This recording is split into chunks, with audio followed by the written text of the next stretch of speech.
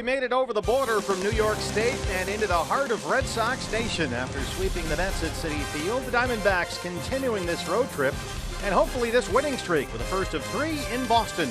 It's the D-backs and the Red Sox on Fox Sports Arizona.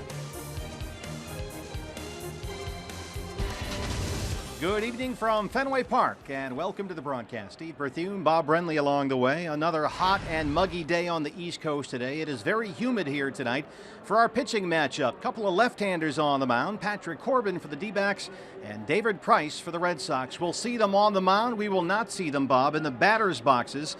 This is an American League park, of course, so the DH is in play. And tonight, that's Goldie. Yeah, whether he wants to be or not, Goldie's going to be the DH. Hasn't had great success as a designated hitter in the past, but Chip Hale looking for any opportunity to give Goldie even half of a night off. Phil Gosselin will get the start at first base instead. Yeah, Goldie 0 for 7 career as a DH with a walk and 2 strikeouts. Is it really that much of a day off? I don't think so. I mean, especially for Paul Goldschmidt, we know how he's going to prepare for this ball game and his 4 or 5 at-bats that he's going to get. It's going to be the same thing he does every day when he plays first base. Well, speaking of the designated hitter, and with all due respect to Edgar Martinez, the greatest of all time is in the lineup for Boston against Patrick Corbin tonight. It's David Ortiz, the career numbers, top 20 all-time in homers, top 25 all-time in RBIs. He's 40 years old in his 20th season, and he's having one of the best years of his career. Quite possibly the best year of his career offensively. The ageless one fouled a ball off his shin a couple days ago. Looked like he might have to miss some time. Came right back last night and hit a double in his first at-bat down into the right field corner. This guy can roll that pole. A lot of Diamondback fans and sponsors here with us on this trip. It's the first of 3 at Fenway Park. The D-backs and the Red Sox coming up next on Fox Sports Arizona. Arizona Diamondbacks baseball on Fox Sports Arizona is brought to you by CenturyLink. Switch to CenturyLink Prism TV for an advanced TV experience. Learn more at cprismtv.com. By Jack in the Box. Taste the all-new Double Jack Burger today, only at Jack in the Box. By Oregano. Step up to the plate for a guaranteed home run at Oregano, your neighborhood pizza joint, location statewide. And by your Valley Honda dealers, where you get more standard features for less money.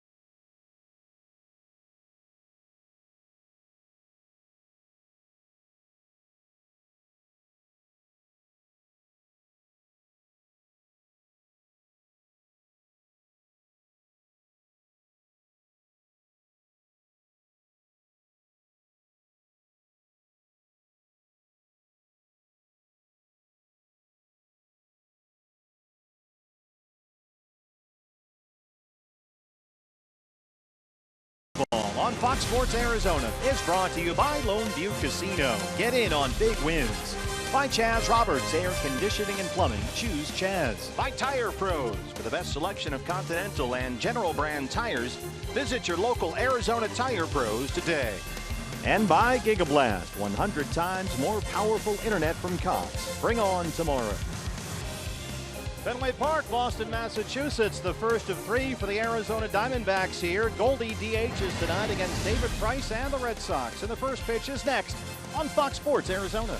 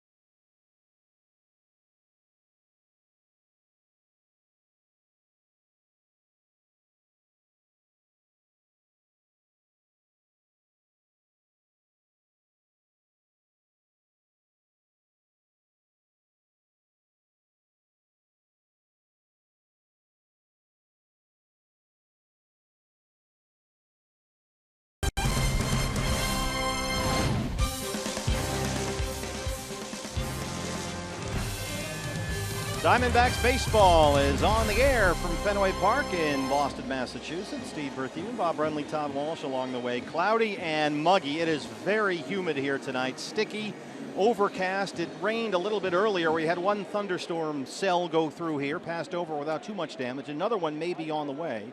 It's over the New York City area right now. I think we just left that, actually. So we'll see how we do here tonight. It's still over the New York City area. But you got the Diamondbacks, Bob, rolling weather regardless. They are 4 straight. They've won 4 straight. They've won 5 of 6 in the lineup tonight for Chip Hales Ball Club. Gene Segura once again leading off at second base. Phil Gosselin, as I mentioned in the open, playing first base for Goldie tonight. Goldie DHing in the 3 spot. Ricky Weeks Jr. will be battling the Green Monster out in left field. Chris Owings at shortstop. Brandon Drury in right field. Jake Lamb at third base. Tuffy Gosawish doing the catching. And Michael Bourne batting ninth, playing center field. Things are not great here. The Red Sox just lost 2 of 3 to the Yankees at Fenway Park.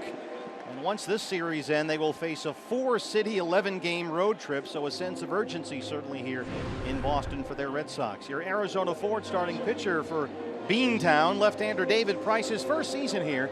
And it's not unfair to call the results a little disappointing. 9-8, a 4.34 ERA. But how about this?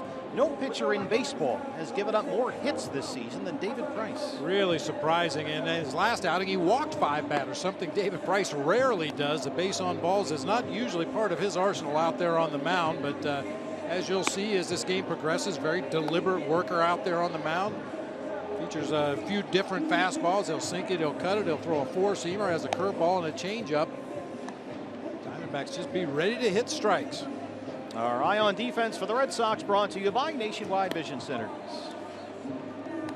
Benintendi. Benintendi in left field. Bradley Jr. in center. Mookie Betts over in right field. It'll be Aaron Hill, the former D-back, down at third base tonight, with Xander Bogaerts at shortstop.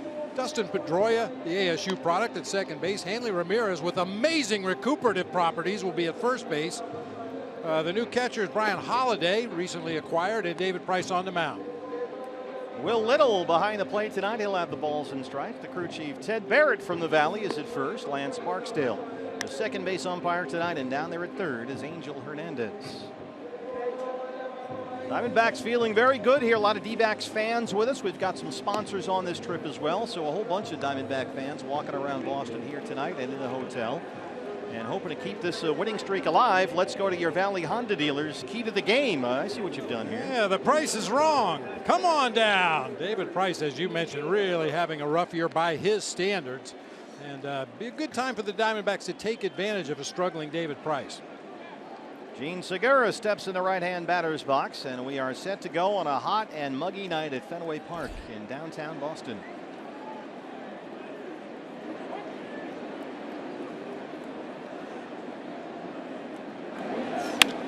First pitch swinging is in the air, center field. Jackie Bradley Jr. drifting back to the warning track, and he stumbles and he won't get there. And Segura's on the run. Matt Williams will stop him at third, and he's in there.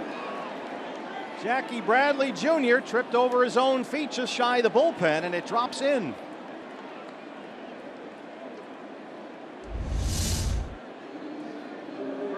Jackie Bradley, one of the more sure defenders in center field in all of baseball, just kind of stumbled out there. They had a Pearl Jam concert here not too long ago, and that area in deep center field is kind of chewed up. There's some dead areas. There's some clumps of grass. I'm not sure if that was the reason for the stumble by Jackie Bradley, but the Diamondbacks will definitely take it. They had 1 million people on the field for those concerts. The photos are unbelievable. It winds up being the 6th triple of the year for Segura, so he's at third to lead it off 1 pitch in. And here's the first baseman tonight, Phil Gosselin.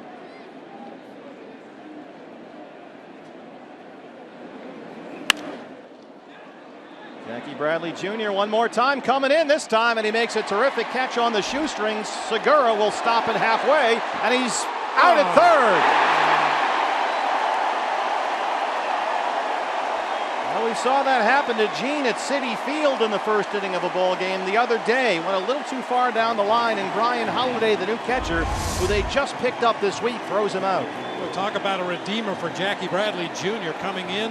Makes a shoestring catch, comes up firing to home plate all the way in the air, and an alert play by Holiday to fire back to Aaron Hill at third base and double off Gene Segura, who just got too far off the bag. That can't happen.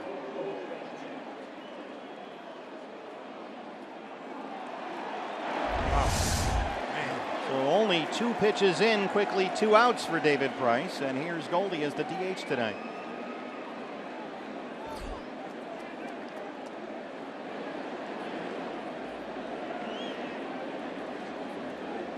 Talk about a momentum robber. Yeah. Whew. Just like that, leadoff man at third, nobody out. The base is empty, 2 down. And there's strike 1 to Goldie. 299 and 18 home runs. Goldie tonight just his 3rd career game as a DH. He doesn't really like it, and the numbers back that up. 0 for 7 all time. A walk and 2 strikeouts as the designated hitter. And he's down 0-2.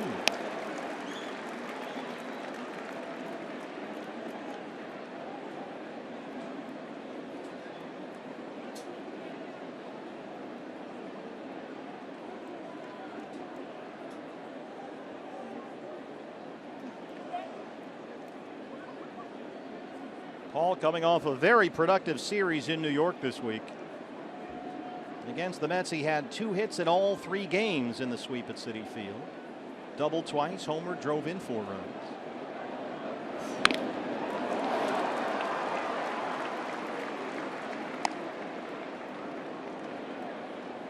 I use that word momentum. There's an old saying in a game of baseball, your momentum is the next day's starting pitcher. But if there is any momentum to be garnered, the Diamondbacks should have it after that 3-game sweep at Citi Field against the Mets, and the Red Sox should be lacking it after a disappointing 3-game series against the Yankees right here at Fenway. 4 straight wins for the Diamondbacks. They have won 5 of their last 6, and everybody here was a little upset when they dropped 2 of 3 to the Yankees. Andrew Benintendi lost a ball late in the ball game last night in the lights, which turned out to be the key play of that ball game. Red Sox lost Wednesday and Thursday to New York. There's Benintendi, the rookie.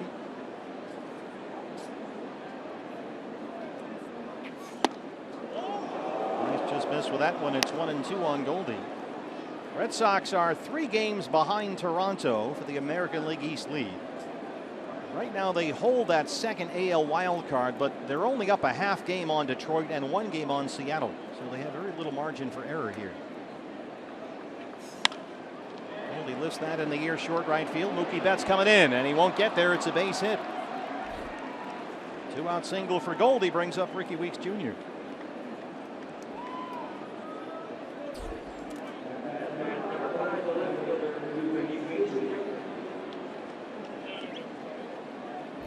Ricky getting the start in left field, batting cleanup tonight against the lefty Price.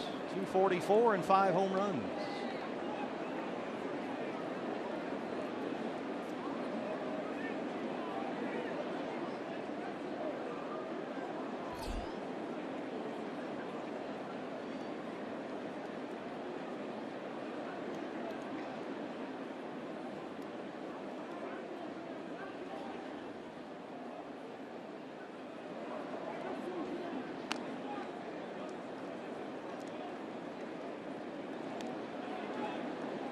Red Sox are tough to beat at Fenway Park, regardless of how things have been going as of late. They are 35 and 27 this year at home.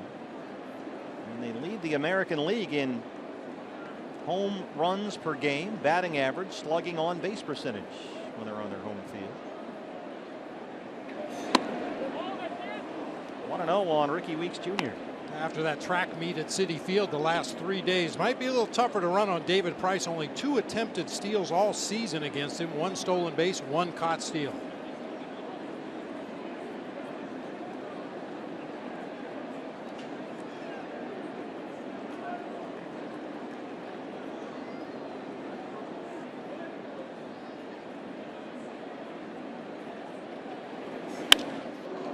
Fly ball, deep left field. Benintendi looking up, and that ball is out of here. A home run for Ricky Weeks Jr. That's his 6th, and it's 2-0 D-backs. All 6 of his home runs this season for Ricky Weeks Jr. have come when he's been in the starting lineup, and he gives the Diamondbacks the early lead against David Price. The monster comes into play early tonight. Ricky Weeks Jr. turning around a pitch from David Price. No doubt about that one. Well, he's the cleanup hitter for a reason. That's what you're supposed to do. Clean up the mess on the bases. Unfortunately, should have been at least 1 more base runner on, but 2-run lead for the Diamondbacks early against David Price. The birthday boy, Chris Owings. First pitch swinging in the air, right field. Mookie Betts. Price is out of the first, but the Diamondbacks score first. A 2-run homer by Ricky Weeks. Patrick Corbin coming up.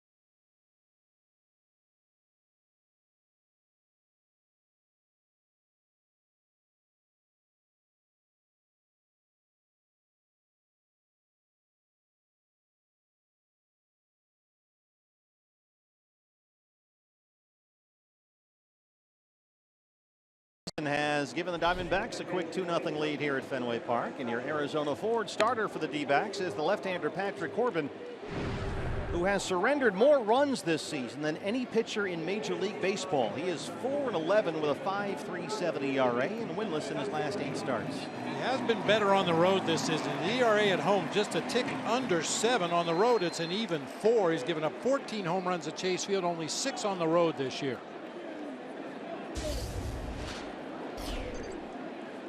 Dustin Pedroia out of Woodland, California. The former ASU Sun Devil leads it off for the Red Sox. And there's strike one from Patrick. Pedroia 297 and 12 homers. Second round pick by Boston in the 04 draft coming out of Tempe.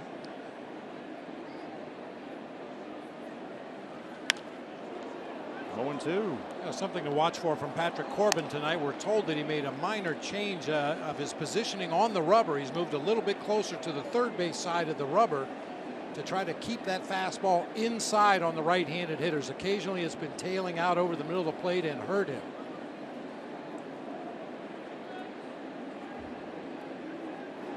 I think that's one reason why he's been getting hit so much. Well, it just seems so odd for Patrick to make so many mistakes right in the middle of the plate. Yeah. You know, the ability to jam those right-handers in on the hands has been one of his major strengths, both with the fastball and that back foot slider. But unfortunately, he's left a lot of those pitches over the middle of the plate. So by moving over a few inches on the rubber, hopefully that fastball will stay inside.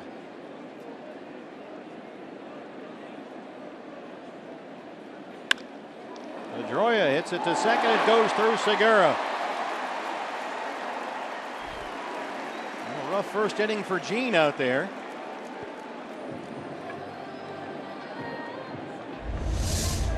Yeah, ball was hit hard, but just a step or two to his left. Looked like he was in pretty good position to make the play. Just clanks off the heel of his glove and on into shallow right field. Got to get used to this new ballpark and where is everything? Where all the signage is. They flash hit and error. And they put an error on the board, but we're being told it's a hit. So. It's either a hit or an error. So there's that. Yeah, we've narrowed it down. Xander Bogaerts, the Red Sox All-Star shortstop, 314 and 14 home runs. What a player this man is, this young man. He's only 23.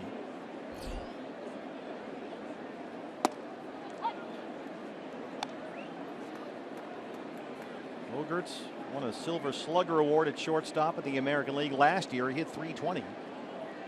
And this year he's already doubled his home run total from last season. They have given Gene Segura an error on that, so E4 puts Pedroia at first. The 0-1 to Bogaerts. This is away, and it's 1-1.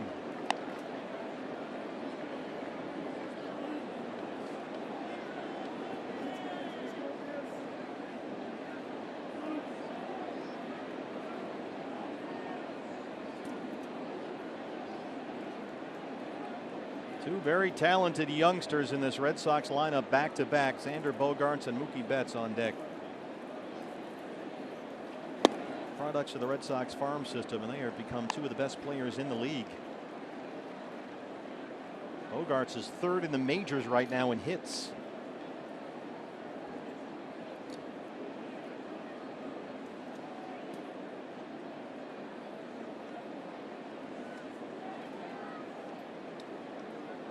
Phil Gosselin holding Pedroia on the bag at first. 2-1 to Xander Bogaerts. He'll keep an eye on Petey over there. Pedroia 5 for 7 in his stolen base attempts this year. Now, the two guys you mentioned, Betts and Bogaerts, are the two main stolen base threats for the Red Sox. They don't run a lot.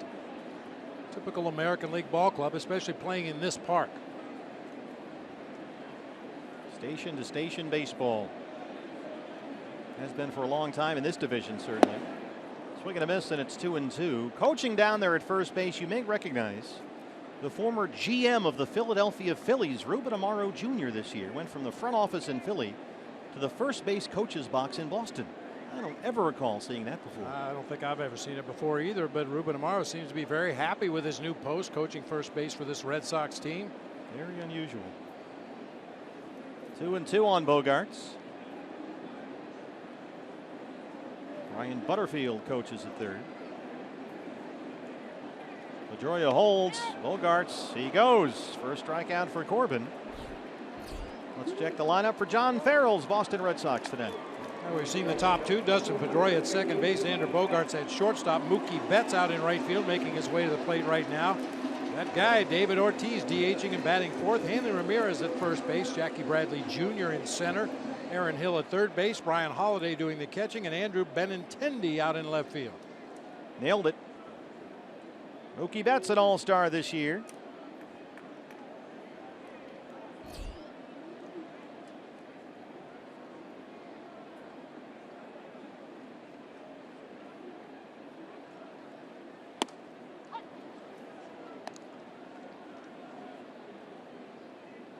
One on Betts, one of the best young all-around players in the game. He does everything well. Got some power, hits, runs, throws, batting .312. He is second on the Red Sox with 23 home runs and 75 RBIs, behind only David Ortiz in those last two categories. Gets this one in the air. Very short right field. Long run for Brandon Drury coming in. Segura's out there and he runs it down. What a play by Gene Segura for the second out. He was way out there. Well, as you know, partner, it's very deep in right field, other than right down the line at the pesky pole. And we know how deep Brandon Drury likes to play. He had no chance to get to that pop-up. Gene Segura just put his head down, ran to the spot, and makes a nice basket catch. A lot of people will tell you this is the toughest right field in baseball. Yeah, I couldn't argue with that. That real short fence right down the line in right, the short fence right down the line in right. It immediately juts out deeper, but the fence stays short. 380 to straightaway right field. You have to really step on it to hit it out in that direction. Well, this guy can do it. The final season of David Ortiz's 20-year big league career, and he is retiring in style, having one of the finest years ever for him. 307, 25 homers and 88 knocked in. The OPS over 1,000. Diamondbacks have the shift on for Big Papi.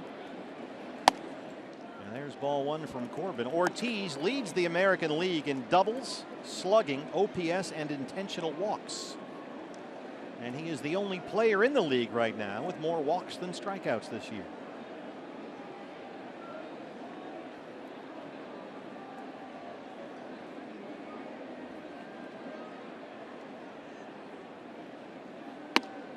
There's a strikeout. It's 1-1. Now, I mentioned he fouled a ball off his right shin the other day, and it did not look good at the time. Yeah, that was Wednesday here against the Yankees. He had to be helped off the field. It looked very bad. They took x-rays and expected he would miss at least a few games. They really feared the worst there for a while. But he was right back in there the next day. Corbin missed with that one. In fact, Ortiz said he called John Farrell the next morning and said, "Don't take me out of the lineup. I will be there." He doesn't want to miss a single game on this farewell tour. And some of his statements, he knows how important he is to the offense. He knows how important he is to the Red Sox chance to win this season. And since it is his final season, he's going to be in there any way he can. Segura, oh, it hopped over Gene. Pedroia on his way to third, and Ortiz is aboard. Segura made a diving play, and it hopped right over his head.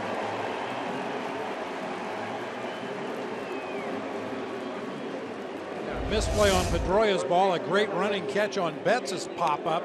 This is not his fault, however. He left his feet to make the diving play, and the ball hit something out there in shallow right field and just shot up and over the diving Gene Segura. So the Red Sox with the runners on the corners and 2 outs for Hanley Ramirez, the former Dodger.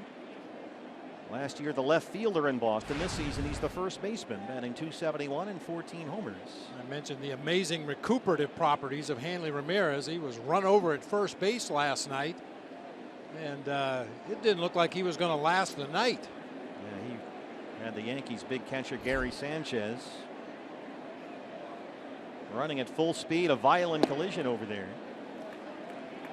While fielding a throw from Pedroia on a ground ball. Sanchez really had nowhere to go with Ramirez right in front of him. And because he was running so hard, couldn't turn or pivot around him, just kind of went through him, and Hanley took a knee right to the thigh. But he actually said hitting the ground is what hurt him most. He had a lot of pain in his lower back. They did some tests. Everything came back clear. He's back in there tonight. He's ahead of Corbin, 2-0.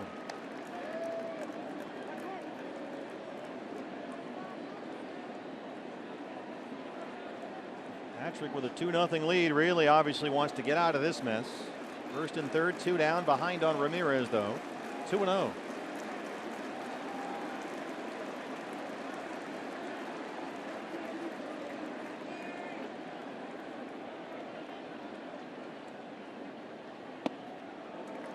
Three balls and no strikes. Jackie Bradley Jr. is on deck.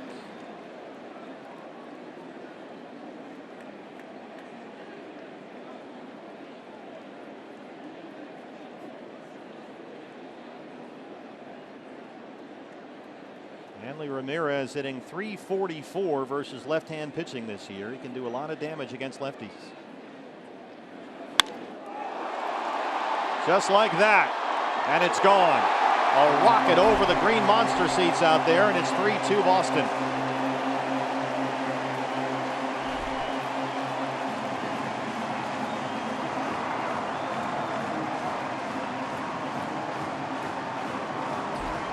Number 15 for Ramirez, a 3-run homer. Ramirez did a lot of damage against the Diamondbacks when he was a member of the Los Angeles Dodgers, and it continues here wearing the Red Sox red tonight. Just a center cut fastball on the 3-0 count. You know every hitter in this lineup has the green light on 3-0. Hanley Ramirez, no exception.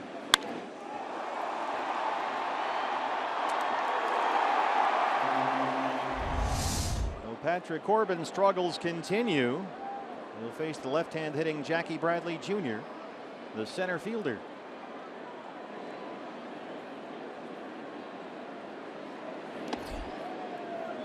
That thing was still going up when it got out of here. JBJ, as he's known here in Boston, 286 and 17 home runs, which are already over his previous career high. An American League All-Star this year.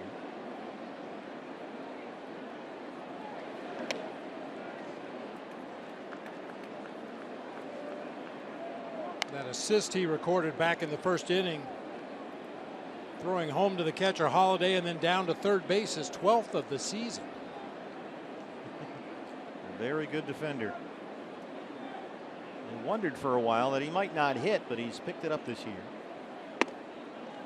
2-1. In fact, Jackie Bradley Jr.'s season highlighted by a long hitting streak that stretched to 29 games. April 24th all the way through May 25th. He gets safely hit 29 straight. Added .415 during his hitting streak.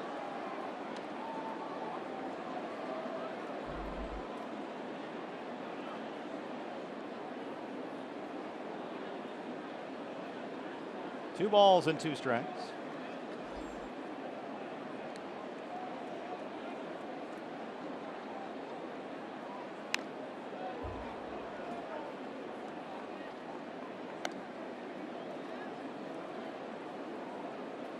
Already a 25-pitch inning for Patrick Corbin. According to StatCast, that Hanley Ramirez home run, 113 miles an hour off the bat. Wow. 411 feet. Missed inside, and the count is full 3-2. Former D-back Aaron Hill is on deck.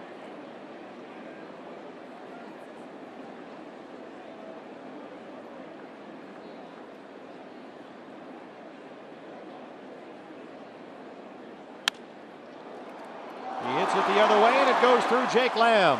And Bradley Jr.'s aboard.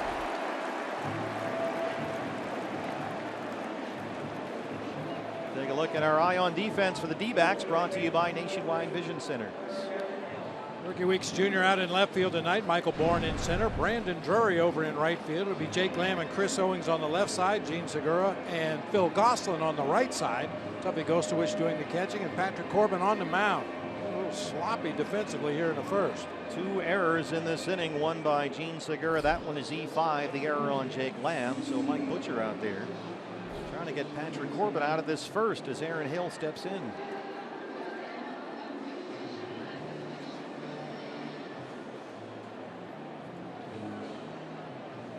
Aaron, the former Diamondback, he's hitting .271 for the year with 9 homers. He was traded to the Brewers last January as part of the deal that brought Gene Segura to Arizona. And then Boston acquired Hill July 7th from Milwaukee. So he's played 20 games with the Red Sox, seeing almost all of his time at third base, and he's in at third again tonight. And you can be pretty sure Aaron Hill was a big part of the advance meeting that the Red Sox had today on the Diamondbacks. He's got all the info in there.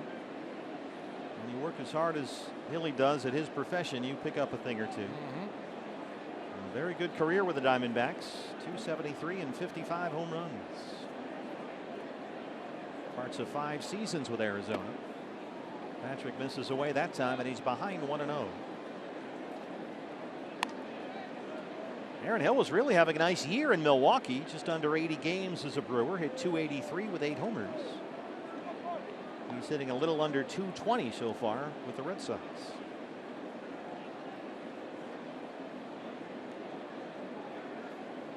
Diamondbacks have the shift on. They overload the left-hand side of the infield.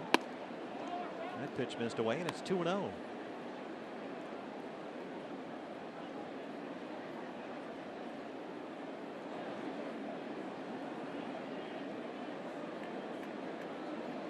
Aaron Hill, of course, many years as a Toronto Blue Jay, has played here any number of times.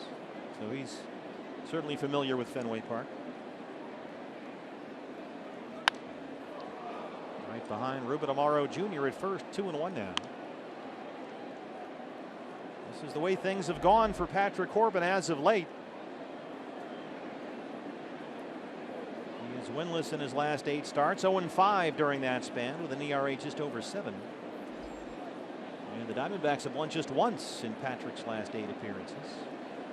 They trail at 3-2.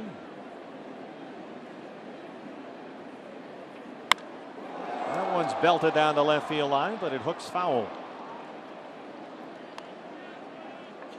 Aaron Hill, as you always say, can pull a bullet. He can pull a bullet.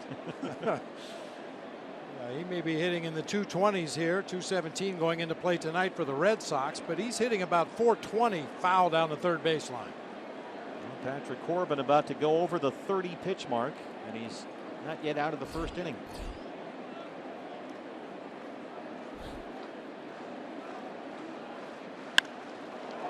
A base hit for Aaron Hill, and the inning will continue.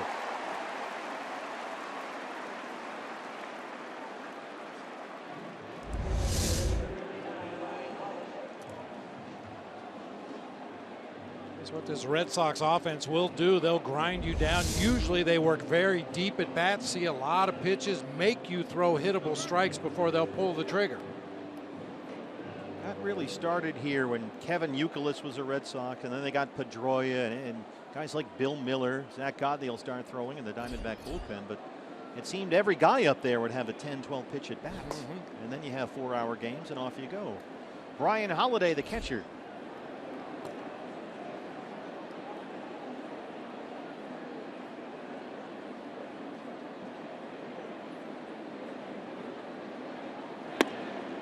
Ball 1 to Holiday. He has played in only 1 game with the Red Sox this year. He was just picked up on waivers last Friday from the Texas Rangers, hitting .230 with 2 homers.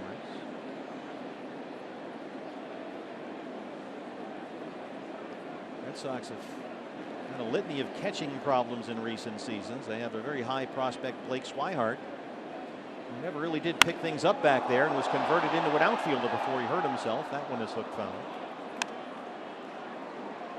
They had a Brenly kid in their system they liked a lot for a while. He's now working out of the bullpen. That ain't working. Money for nothing. Yeah, Blake Swihart injured his ankle playing left field here at Fenway on the Green Monster. Actually got back and kind of pinned his leg up against the wall. Had to have surgery on his ankle, so he's done for the year. And Christian Vasquez, another fine young catching prospect, just didn't hit enough. He's back in Pawtucket. Just down the road, that one is going to drop into shallow center. Jackie Bradley Jr. being waved home by Brian Butterfield. He will score, and it's 4-2 Red Sox.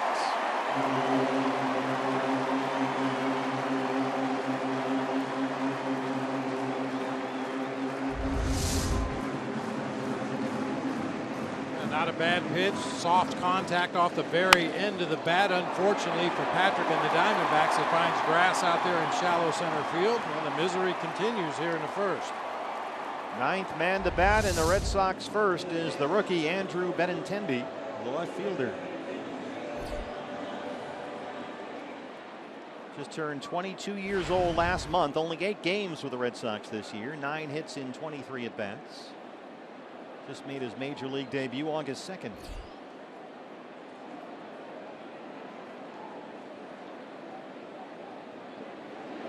It was Benintendi who was playing left field last night against the Yankees, with Brad Ziegler on the mound, in fact, and had a line drive hit out there in left field and just lost it in that bank of lights. A couple of runs scored, and the Red Sox ended up losing the game. First round pick by Boston just last year out of the University of Arkansas. He was the 7th overall pick in that draft. 14 months later, he's in the big leagues.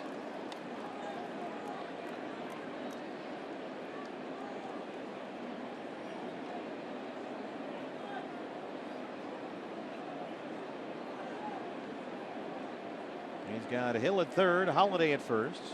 2 outs, 4 runs in. That pitch is a ball, and it's 2-1.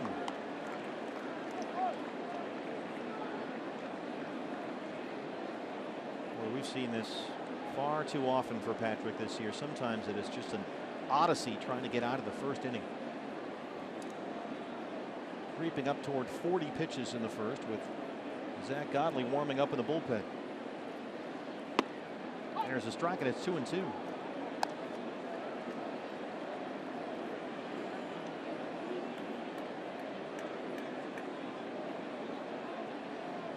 Patrick coming off a loss to the Brewers his last time out Saturday at Chase Field. 4 runs on 8 hits in 5 innings in that ball game. He also walked 5.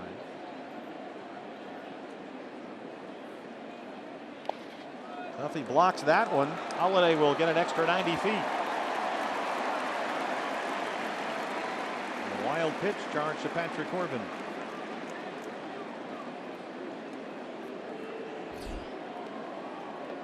Full count on the rookie Andrew Benintendi. The 9th man to bat in this Boston first. 40th pitch of the first inning on the way from Patrick Corbin.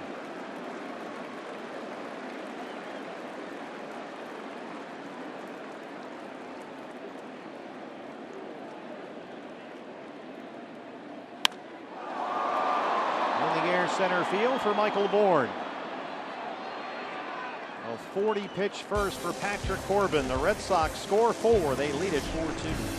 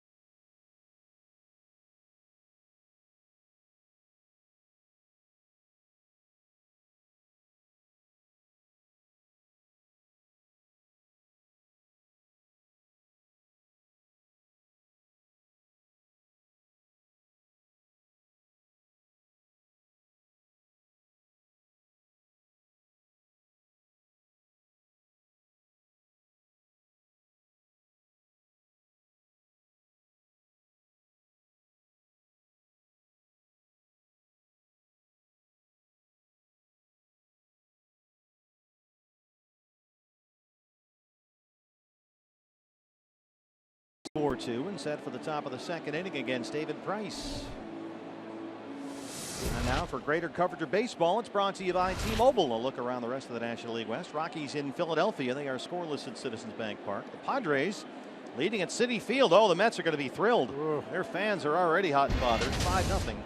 Padres lead that one. Brandon Drury getting the start in right field tonight. Leads off the second. Brandon 256 and 10 home runs.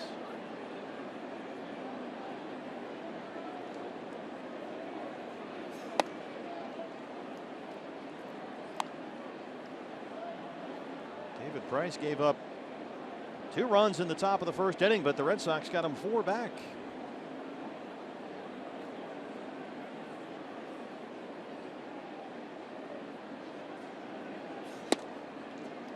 Two and one.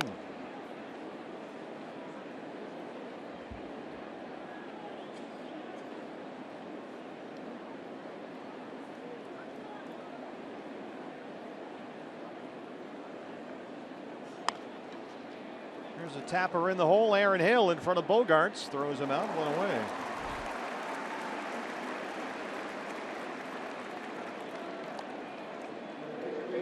Another start for Jake Lamb against a good left-hand pitcher. Jake checking in at 277 with 24 homers. And he had a tough series in New York this week. He went into Citi Field with a 5-game hitting streak that included 3 home runs, but Jake against the Mets 0 for 13, struck out 6 times. Yeah, just didn't really have many good at bats at all in that Mets series, just kind of searching for it. Red Sox really don't shift against Jake Lamb now. Really not much at all, pretty much straight away. I think they might shift had it been a right-handed pitcher on the mound, but against a lefty, they're figuring that David Price will probably throw some breaking balls away, and that's a pitch that Jake Lamb might hit to the opposite field.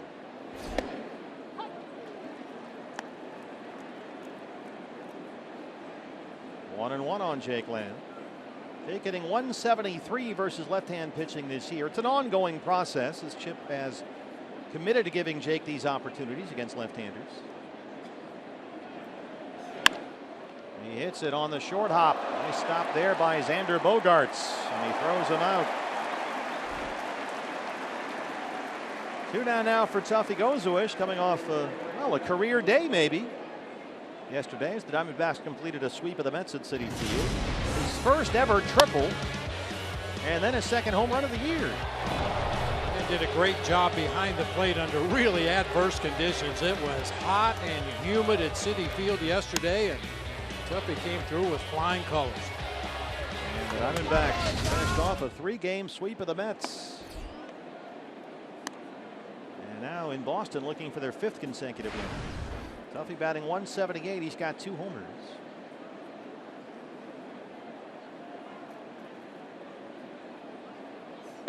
He had been 1 for 24, stuck in a little bit of a funk going into that ball game, but he was a total base machine yesterday.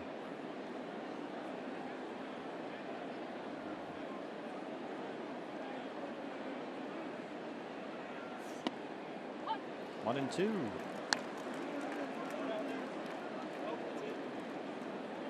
David Price, another pitcher that uses that abbreviated windup where he starts with his toe pointed directly at first base. Almost in the stretch position, just a very short step back to begin the motion.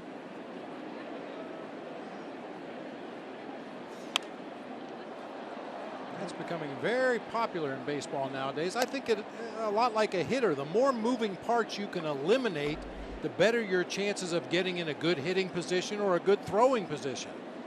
And I mentioned it the other day, a lot of pitchers who start out in a traditional wind-up position with their toes facing home plate, as they turn, they swing that front leg way behind the rubber, and that gets them off balance. Their arm is dragging behind then, trying to catch up with the delivery. Fastball right by Tuffy. Price gets his first strikeout. He's set down 4 in a row. Diamondbacks trail the Red Sox 4-2.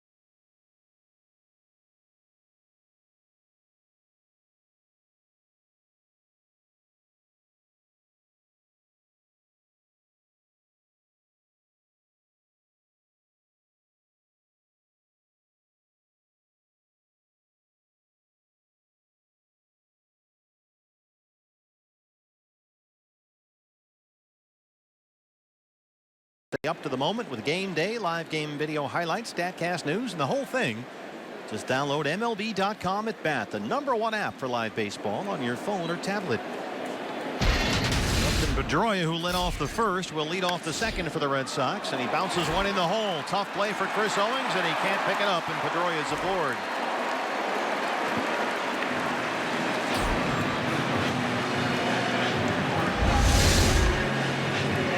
It was going to take a miraculous play by Chris Owings to get Pedroia at first base. He was preparing to make that jump throw from deep in the hole at short. Just couldn't make the exchange from glove to throwing hand. They'll put a base hit up on the board for Pedroia after he reached on a Segura error to lead off the ball game for Boston. The old scoreboard here at the Fens. Xander Bogaerts struck out his first time up.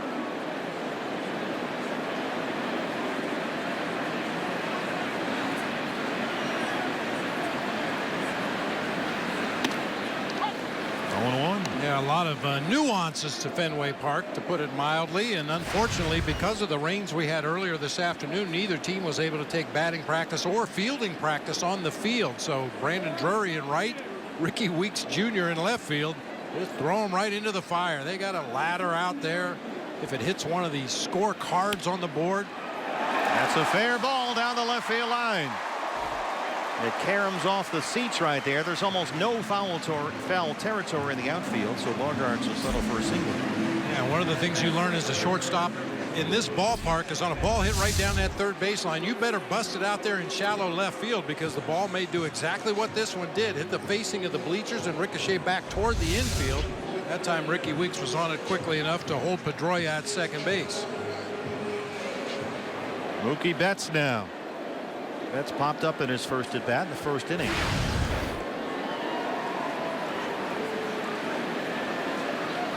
Betts hitting over .390 during what is now an 11-game hitting streak. He's got Pedroia at second and Bogaerts at first. Nobody out.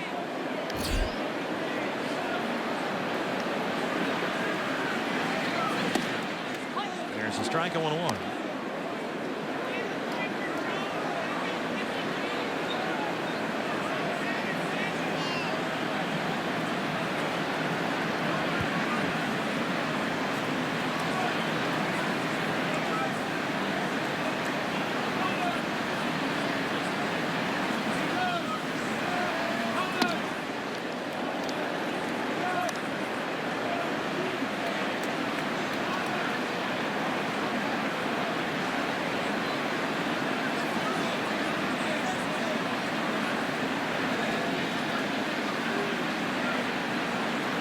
Red Sox got 4 in the first against Patrick Corbin, highlighted by Hanley Ramirez, his 3-run homer.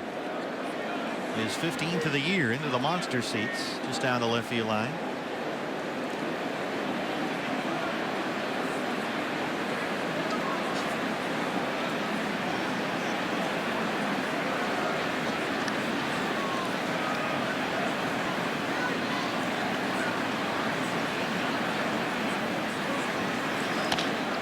That's tap foul in front of Brian Butterfield coaching at third. Yeah, Brian Butterfield, a former Diamondback. He was on Buck Showalter's staff when the Diamondbacks first got started. One of the more energetic third base coaches in the game. He runs everywhere he goes. Yes, he does. He is a crazy New England Patriot fan, always has been.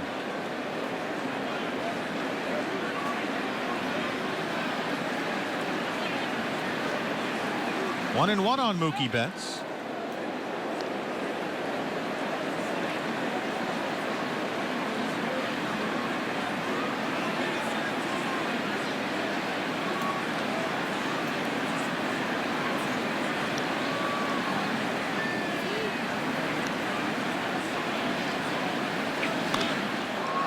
Popped him up.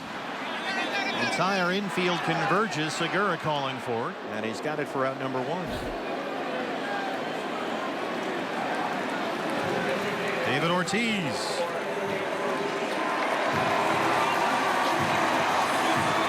Everywhere you go in this city, there is a big poppy sign. It is on billboards. It is on street corners. It's on the sides of buildings. It is everywhere, and this is final season in the major leagues. How about this? David Ortiz has exactly 999 extra base hits with the Red Sox. Only Yaz and Ted Williams have more. That's the kind of company he is in this ballpark.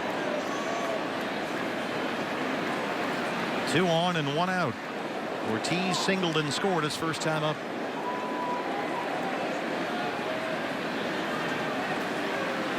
And to say he's bigger than life, especially here in Boston, is an understatement. He is one of the most recognizable people, forget athlete, people in New England. And why not the year he's having in his final go-round, putting up incredible numbers.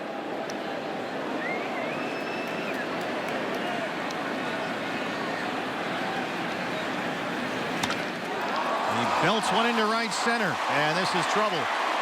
Pedroia will score the 5th Red Sox run. Bogaerts is in at 3rd. An RBI single for David Ortiz. His 89th run batted in this year.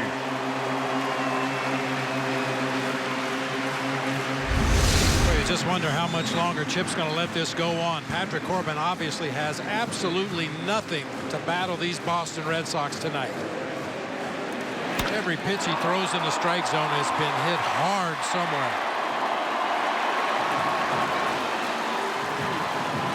Patrick Corbin has given up more runs this year than any pitcher in baseball, and already the Red Sox, through 1 1/3, have 5 runs on 7 hits. He has had 2 errors committed behind him. You've got Bogaerts at 3rd, Ortiz at 1st, still just 1 out in a 5-2 ball game. And here is Hanley Ramirez, who homered his first time up. This was a rocket, 113 miles an hour off the bat. Fast homer.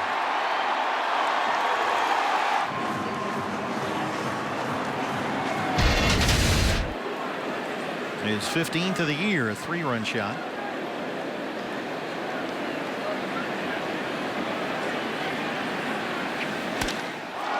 It's this one deep to center. It'll back up Michael Bourne. He's on the warning track. He's looking up, and it's gone. Hanley Ramirez, 2 at-bats, 2 3-run homers. And the Red Sox have an 8-2 lead.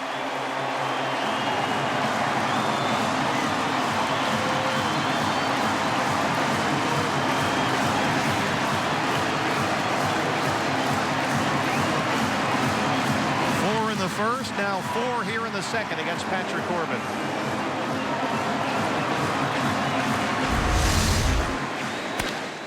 Barreled up to straightaway center field, nearly the deepest part of the ballpark out there. And Ramirez posing. He knew he got enough of that to hit it out of here. Man. He's got 6 RBIs, and it's only the 2nd inning. Hanley Ramirez.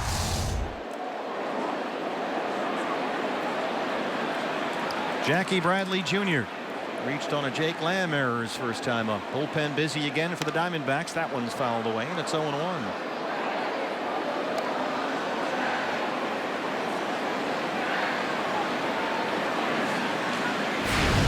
103 miles an hour off the bat of Hanley that time. It went 426 feet. Zach Godley, who was warming up in the first, is warming up again in the second. That's going to get in the seats, and it's 0-2.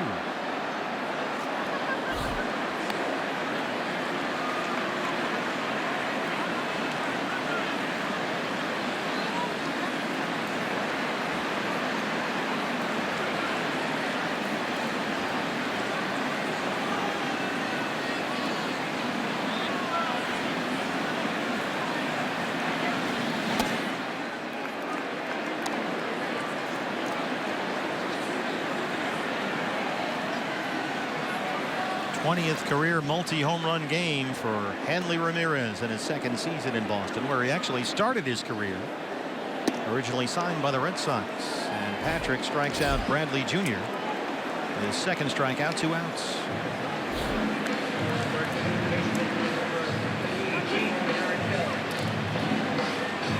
Here's Aaron Hill. Aaron had a base hit his first time up against Corbin tonight.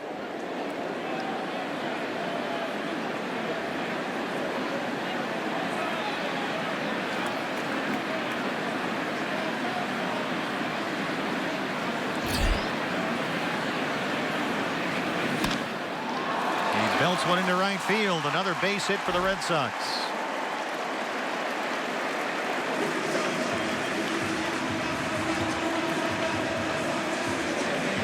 That's 9 hits and 8 runs off Patrick Corbin in 1 2/3, and his night will end right here.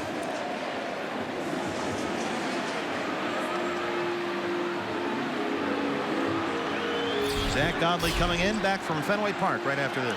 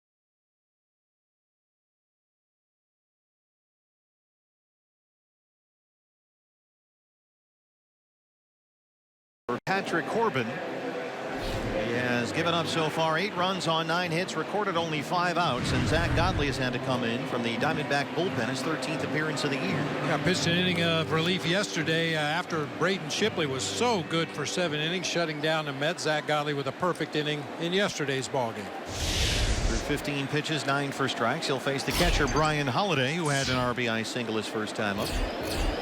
Aaron Hill at first, 2 outs. There's a fly ball out to Ricky Weeks Jr. in left, and that ends the inning. But the Red Sox get 4 more. Diamondbacks are down 8-2.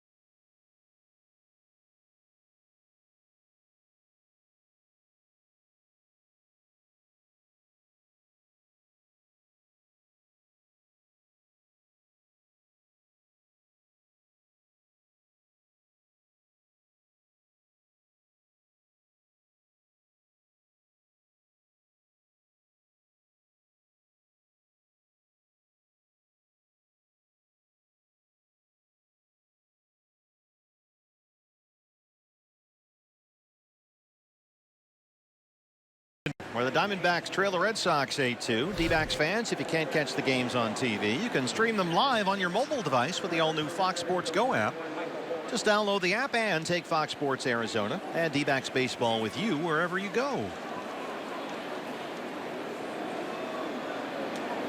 And a little change in the Red Sox infield right now, which is Astoldis as Michael Bourne comes in. Now that the left-hander is out of the ball game. They've adjusted things in their infield, has John Farrell. Price has retired 4 straight. There's strike 1 to Michael Bourne. Travis Shaw has come in. He'll take over at third base for Aaron Hill, and Aaron Hill moves over to second base. They'll give Dustin Pedroia the rest of the night off, up 8-2. 0-2 on Bourne.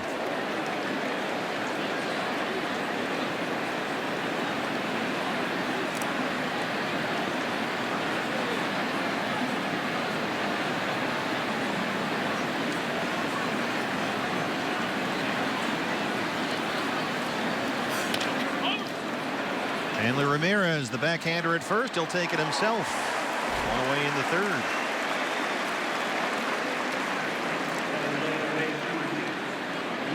John Farrell taking the opportunity with a big lead early in the ball game to get Dustin Pedroia out of there, give him half a night off anyway. Dustin Pedroia is one of those max effort all the time guys. So that's the end of the laser show, at least tonight. Pedroia reached on an error, singled, and scored twice. Segura tripled to lead off the ball game when Jackie Bradley Jr. tripped over his own feet on a high fly ball to deep center field. Right near the corner of that Boston bullpen. There's strike 1.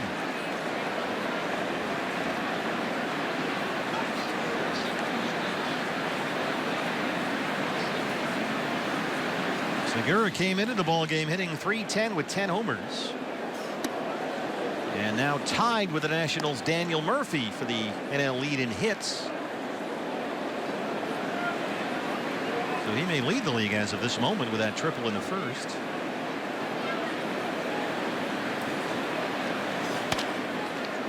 Tapper in the hole. Here's Shaw, just checked into the ball game. 2 up, 2 down for David Price.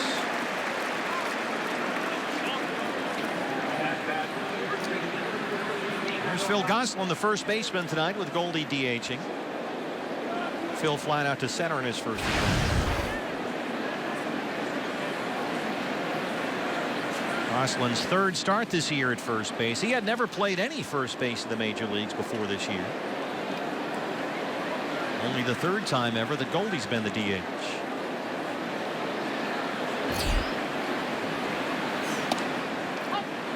David Price, you just kind of get the sense, BB, that he's figured it out after a bumpy first.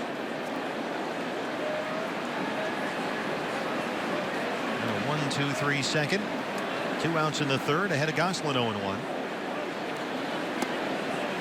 Just missed away.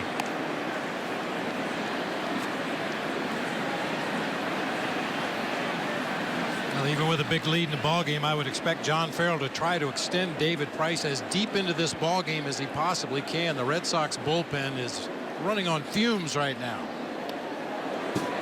Well, Price is, for the most part, pitching deep into games this year. He's giving John Farrell some innings. In fact, he's third in the American League in innings pitched this year, but the results haven't quite been there. He has won only once in his last 9 starts, and it's been more than a month since he won a game. July 10th, he beat Tampa Bay. Boston has not won a game David Price has started since then.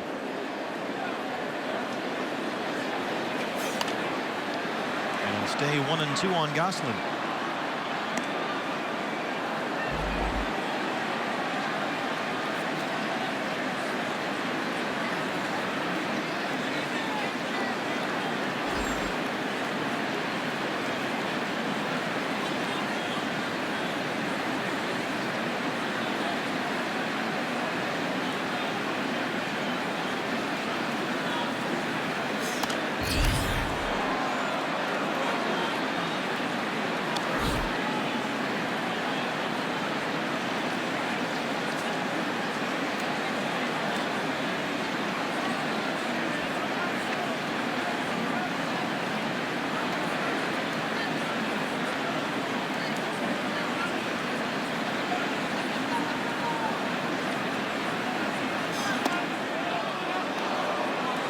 Curveball missed down and away, and it's 2-2.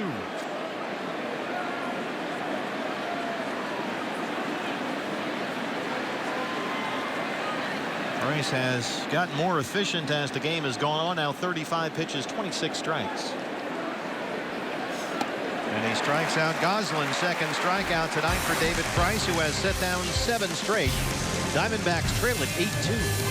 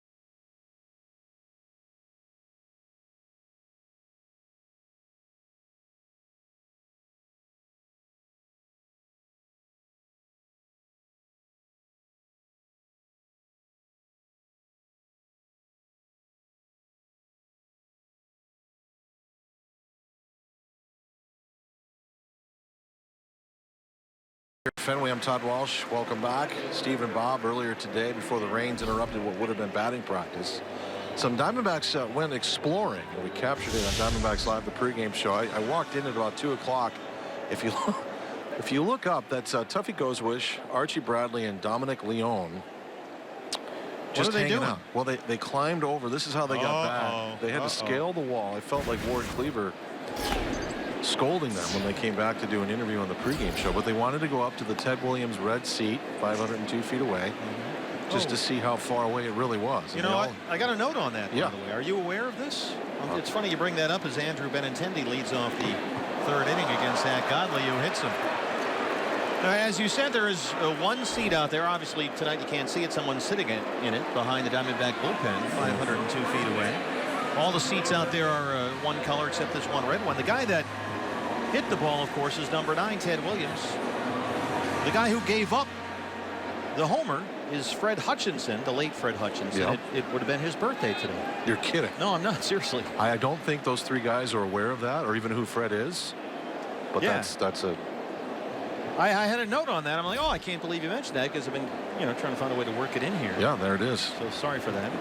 I'm the facilitator for that, but You're the distributor. You're distributor. the Nate Tiny Archibald. Thank you very much. Let me go to the hole on that one. Dustin Pedroia was batting here. Now it's Travis Shaw.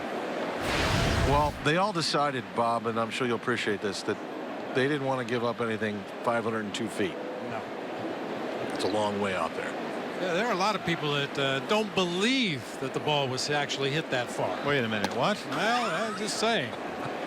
Yeah, that's not accurate. You get players that roll in here to Fenway Park, maybe for their first visit, maybe for their only visit, and they see that seat and they say, no way. No human being could hit a ball that far. Oh, except for Teddy Ballgame. Well, I hope they didn't get in trouble for that. well, a clipboard in a confident way will get you into most buildings. Yes, as that's you how know. you've gotten by, yeah. A little bit later on tonight, though, I will take you into the Green Monster, Steve and Bob, with Steve Hathaway, born from Acton, Mass. Is that correct? Yeah, Acton Boxborough High School, Yep. about 30 minutes from here, yeah. Lifelong Red Sox fan, grew up here, and had a chance to go in the Monster today. And he just gets it. He was blown away by the opportunity. Off Godley, who knocks it down. He goes to second, and they're able to turn the double play. They got the force on Benintendi, and they throw out Shaw. Nicely done by Zach Godley, who recovers that time. Yeah, John Farrell's going to have his video coordinator take a look at that play at second base. The throw was a little bit wide, and CO kind of glided across the bag at second. The Red Sox asked him question whether he was in contact with the base when he had the ball in his glove. In the meantime, Ryan DePanfilo is also from the Boston area. Checks out Zach Godley on the mound. Here's a look. A nice presence of mind to stay with that ball after it hit him up in the chest. Kind of tough to tell from that angle whether the CO did make contact with the bag. Neighborhood play is subject to review. Ryan will come off the field along with Chip Hale as Godley's just fine. Yeah, it looks like the Red Sox are going to let it go.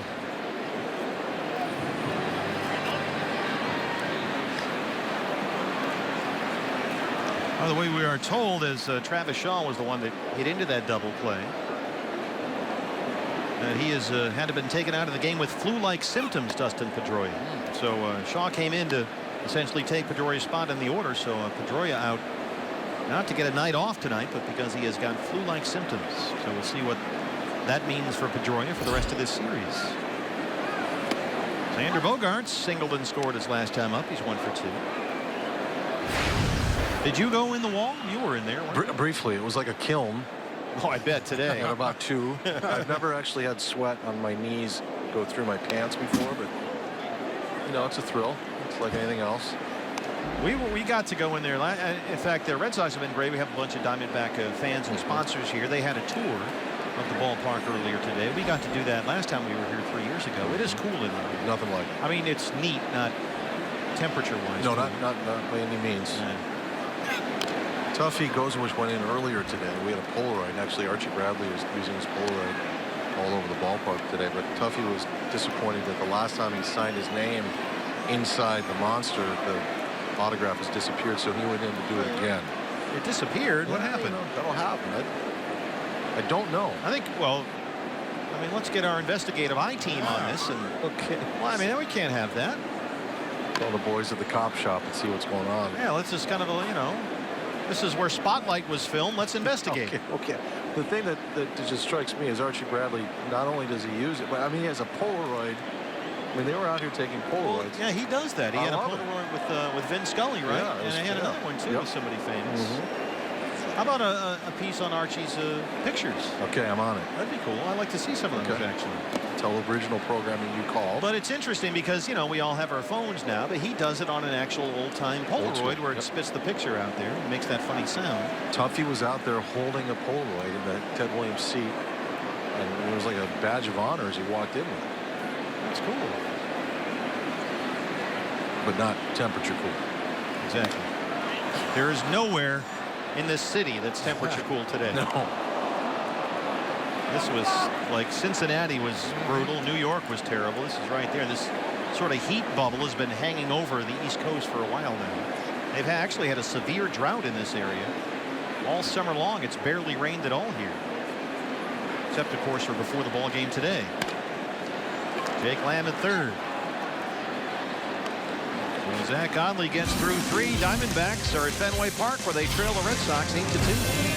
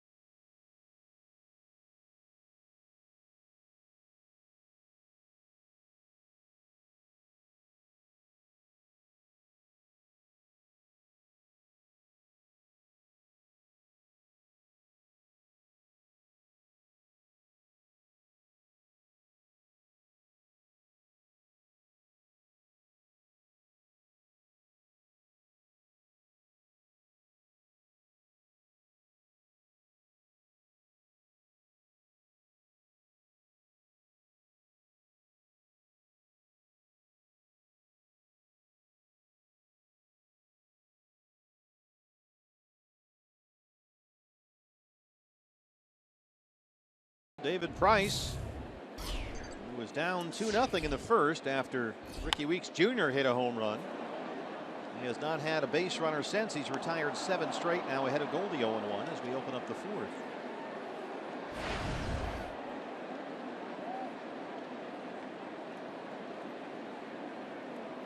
Goldie singled his first time up, came in on that Ricky Weeks Jr. home run. Ricky's on deck batting cleanup tonight. Goldie the DH, 1-1.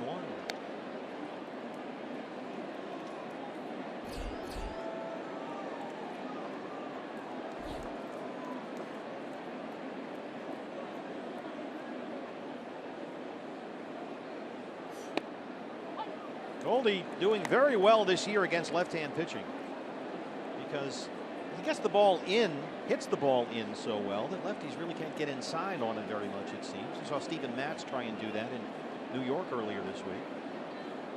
But he's hitting .353 versus left-handers this year. 2-2 now. Well, and he has such a great knowledge of the strike zone. When pitchers do try to come inside on him, he knows where the inside corner stops. And he doesn't chase pitches off of the inside corner. Occasionally he'll get a bad ball called on him, but he doesn't jam himself when they try to come in. Called strike 3. Third strikeout for Price. 1 down in the 4th. Ricky Weeks Jr. His first at bat tonight against David Price. A 2-run homer, his 6th of the year. It's a jumbo jack, a free jumbo jack tomorrow. The purchase of a large drink from our friends at Jack in the Box. The monster seats up there. All 6 of Ricky's home runs this year have come when he's been in the starting lineup. He's hitting over 300 as a starter this year for Chip Hill. Ball 1.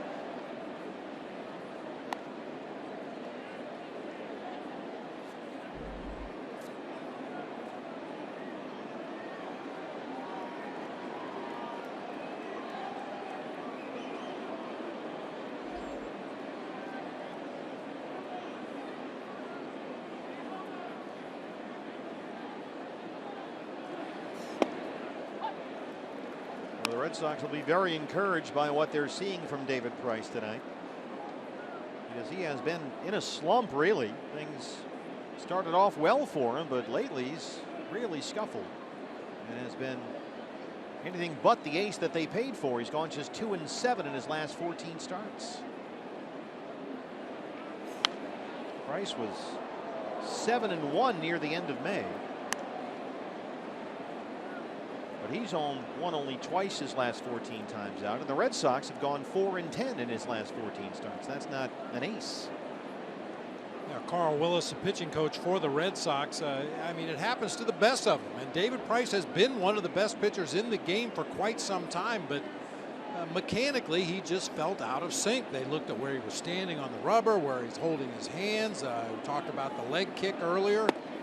The setup on the rubber. I mean, even the best in the game sometimes can get themselves in a mechanical funk.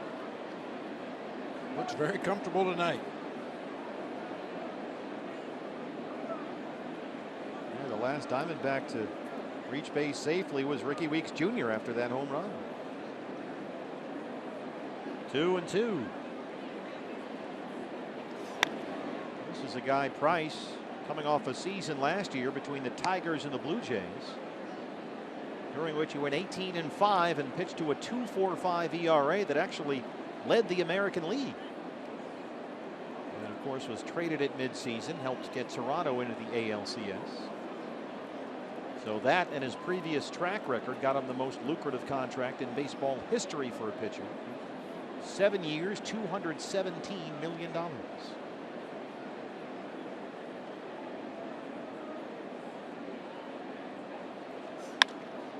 Ricky Weeks Jr. 2 for 2, a home run and a single with 1 out. That snaps a stretch of 8 straight retired by Price.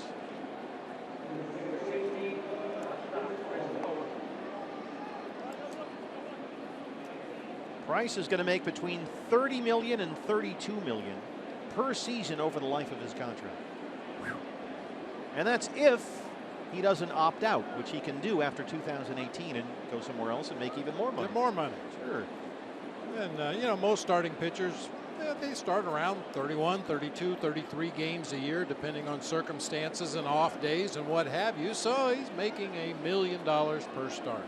Hello. Chris Owings flying out to right field on the first pitch of his first at bat.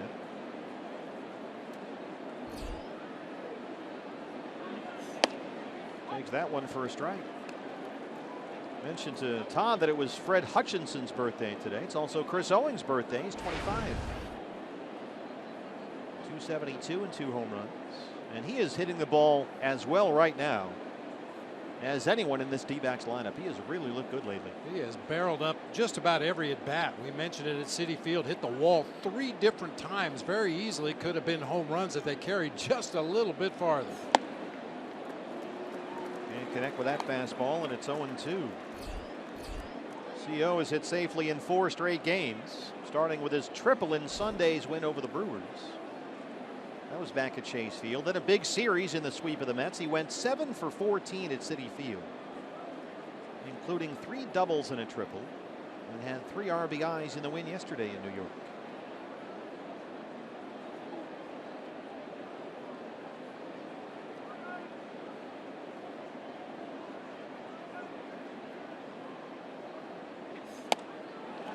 David Price brings the heat and strikes him out. 4 strikeouts for Price, 2 down in the 4th. Something Chris Owings has not been doing lately, chasing out of the zone. You know, usually if you look at a guy that heats up at the plate, starts to drive the ball, get some base hits, drive in some runs, it's because they're swinging at strikes, swinging at pitches they can handle. Price has now struck out 3 of the last 4 he's faced. And CO at Citi Field against that Mets pitching staff was getting good pitches out over the plate, right where he likes them, and barreled them up consistently. And theoretically, you have to be ahead in the count to do that, don't you? That helps. Yeah, I mean, pitchers all make mistakes, whether they're ahead or behind or even counts, and you have to be ready to hit those mistakes, but you have to be disciplined enough as a hitter to know what you can handle and know what you can't handle. Drury grounded out his first time up against Price.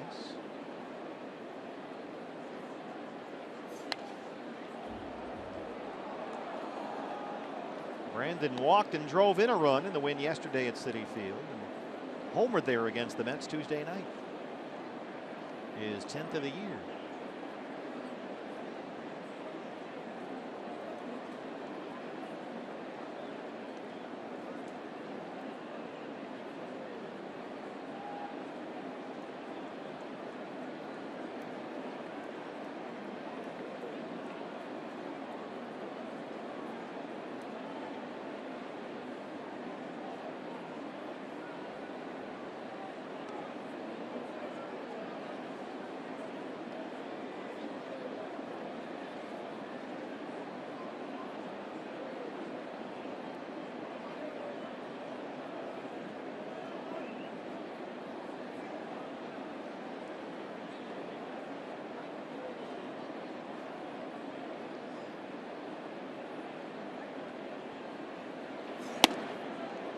This with a fastball 1-2.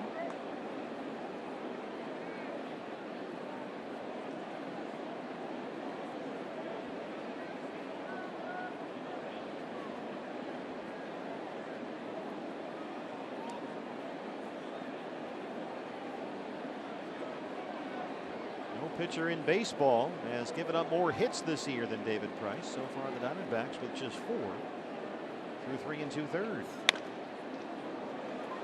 Make it 5 as Brandon bounces one up the middle. Ricky Weeks Jr. stops at second, a 2-out single. That'll bring up Jake Lamb. Well placed bounding ball back up the middle of the field.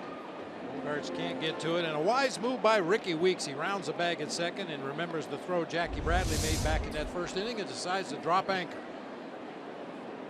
Need base runners at this point, down 8-2. Jake grounded out his first time up.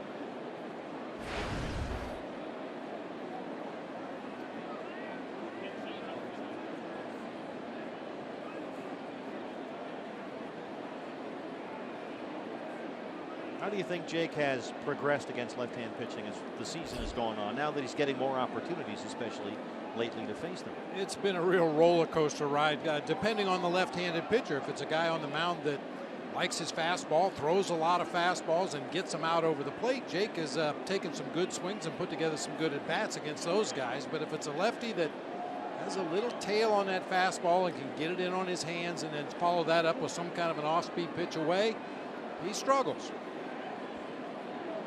He has homered 4 times versus lefties this year. He's walked 12 times, so he's had some quality at-bats certainly against left-handers.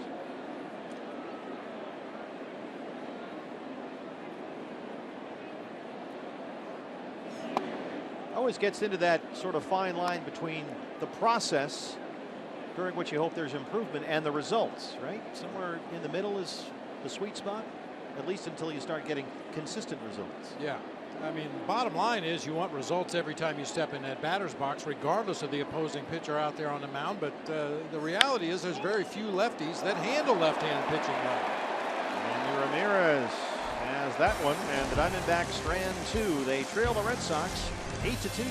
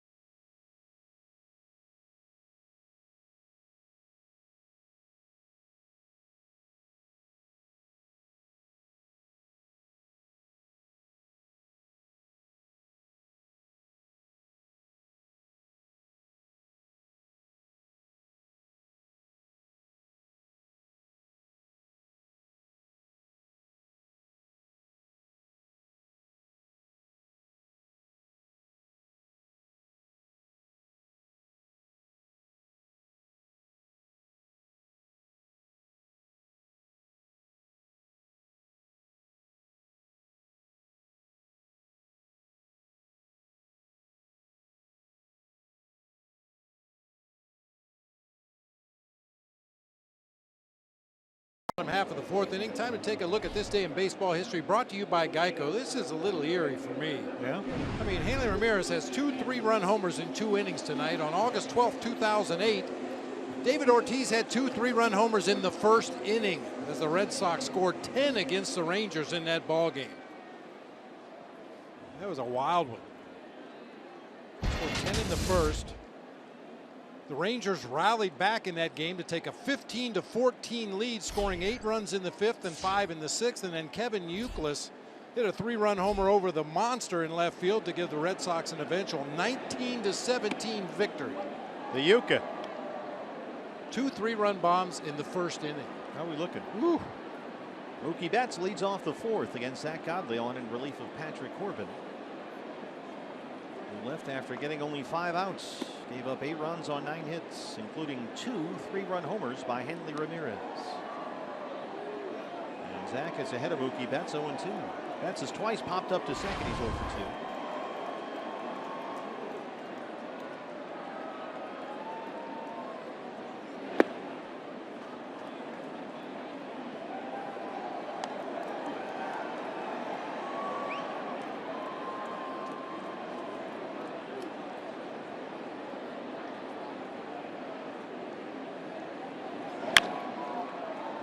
Chopper to third. Jake Lamb comes in and throws him out.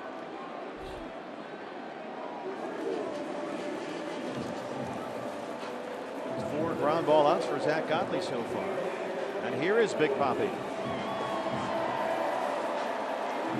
He has singled twice, scored twice, knocked in a run.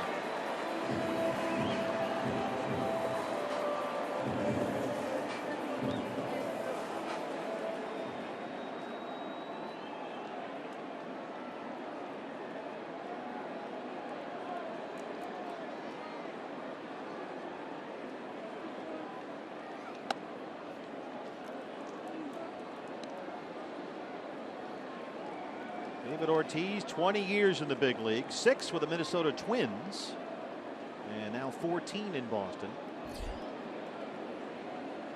It's a long time for the Twins to be kicking themselves. He was slow to develop in Minnesota. Finally, at the age of 26 in 2002, he had a good year, hit 272, 20 home runs with the Twins, knocked in 75. But after that year, they just gave up on him. He was released, out of a job. So he signed with the Red Sox before the 2003 season. And with Boston, he's gone on to hit 470 home runs, drive in nearly 1,500 runs, and go to 10 All-Star games. And oh, by the way, he's won 3 World Series rings during that span. I'm thrilled with Will Little's call right there, and it's 2-2.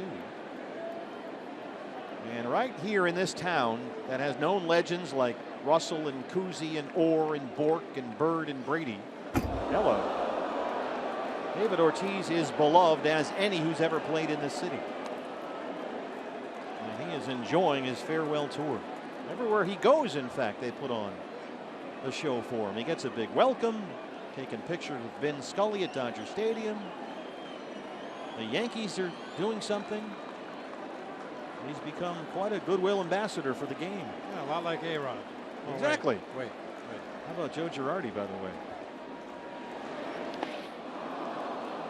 Zack Godley strikes out Ortiz. First strikeout for Zack, 2 down. Here comes Hanley Ramirez.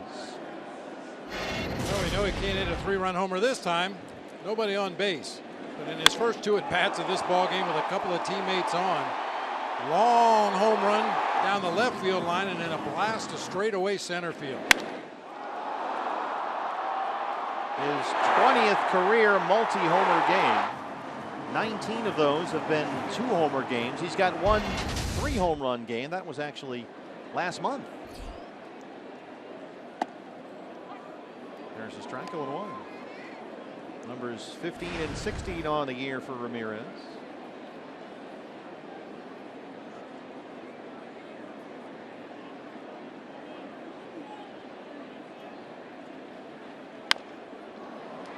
Bouncer to shortstop. Another ground ball out here for Zack Godley.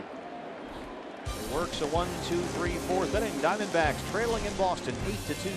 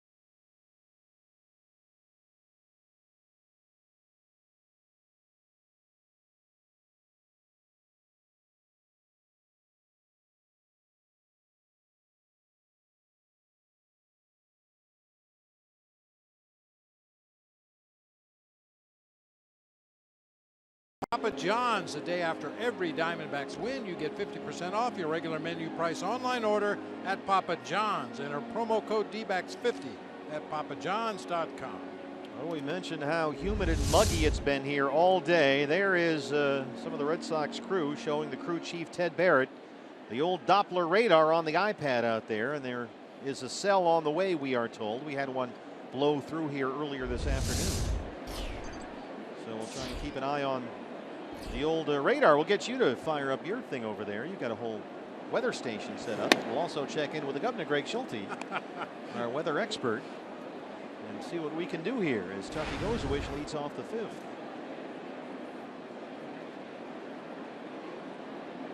Tuffy struck out his first time up against David Price. Oh. He sends one toward the green monster, and there it goes! Tuffy Gozawish! Another home run for Tuffy. That's his third. And his second in 2 games. It's 8-3.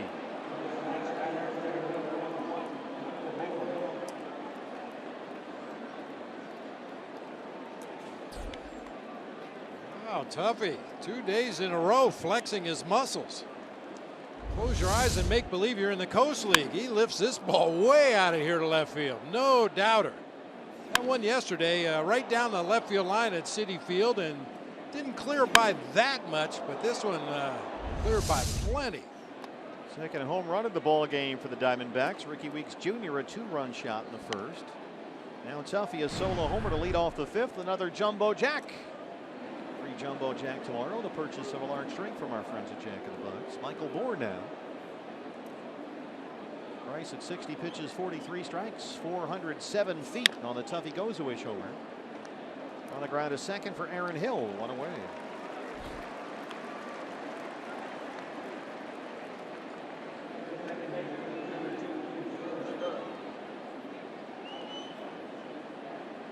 Gene Segura now. Segura tripled in the first, grounded out his last time up.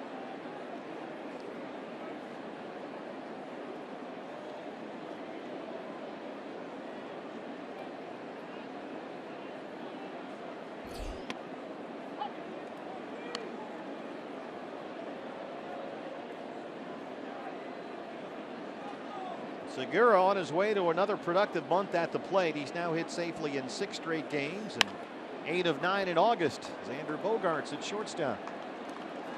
2 outs.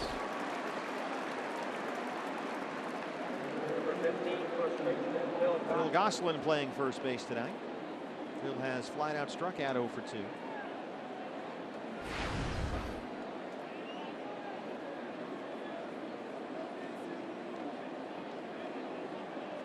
Phil homered on Sunday in the win over the Brewers at Chase Field just before we left on this current road trip. And he's hit the ball really well lately. Last 17 games, he's hit .314 with 6 extra base hits. Yeah, Tuffy hit that home run with a little bit of anger. You know, he couldn't find his signature out there in the green monster. That's what happens. Yeah, somebody erased it or rode over it. I'd like to get the I-team on that. Yep. The Todd Walsh, Cub reporters.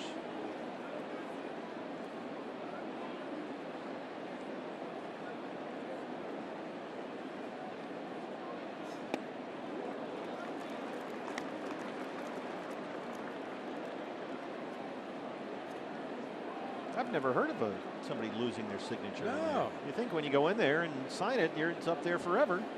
It's kind of a rite of passage for visiting teams that come in here. They make their way out there to the Green Monster, and I mean there are thousands and thousands of signatures back there.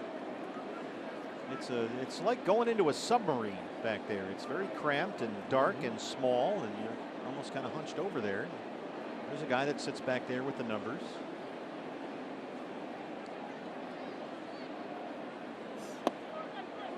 Called strike 3. The cutter backdoored him for the strikeout. That's 5 for David Price, but Tuffy Gozawish, who homered yesterday at Citi Field, hits another one here at Fenway Park. And the Diamondbacks trail the Red Sox 8-3.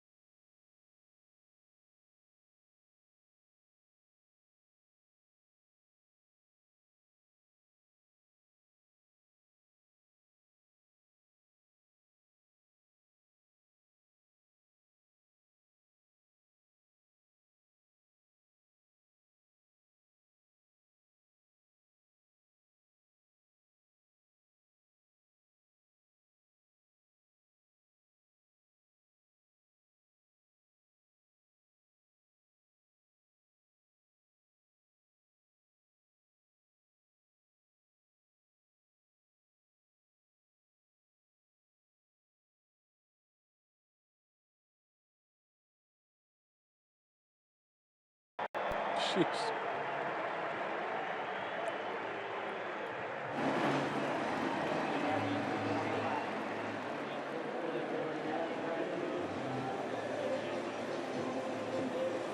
(8-3) Red Sox very quickly. Stephen Bob, the I-team is on it. Here is said Polaroid of Tuffy Goeswisch.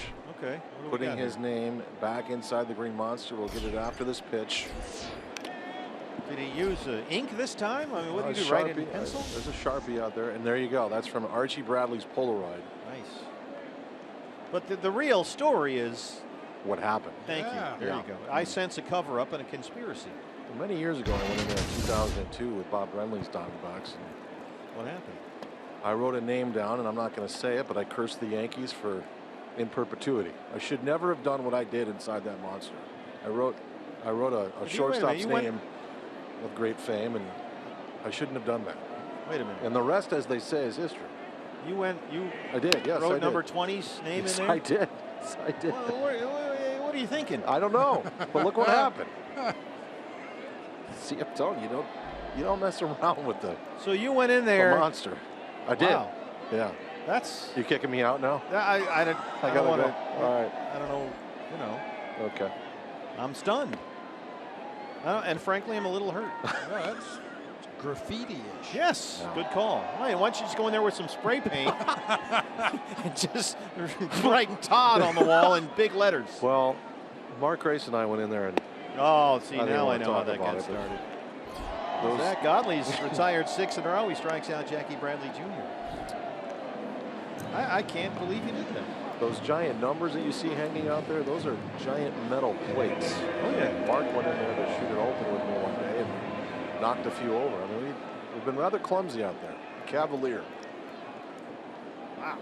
Father Berthiaume, and There's Aaron Hill. Well, I will say that since the incident that happened here in 1978, Exactly. the Red Sox have won a bunch of World Series, Yes, so they it have, worked yeah. out okay. It's all in the past. Yankees have put together a little run there too, but only one after I wrote that name. That was my point, exactly. Yeah. I carry the weight of the evil empire on my shoulders. You and our director, Phil the Iron Horse Mollica, Yeah. who actually to all of ours, we're all stunned and amazed he's going to work all 6 games on this road trip. Without a break even. 2-1. Well, there's 2 games to go. We have to assume he's going to show up fair the next point. 2 days.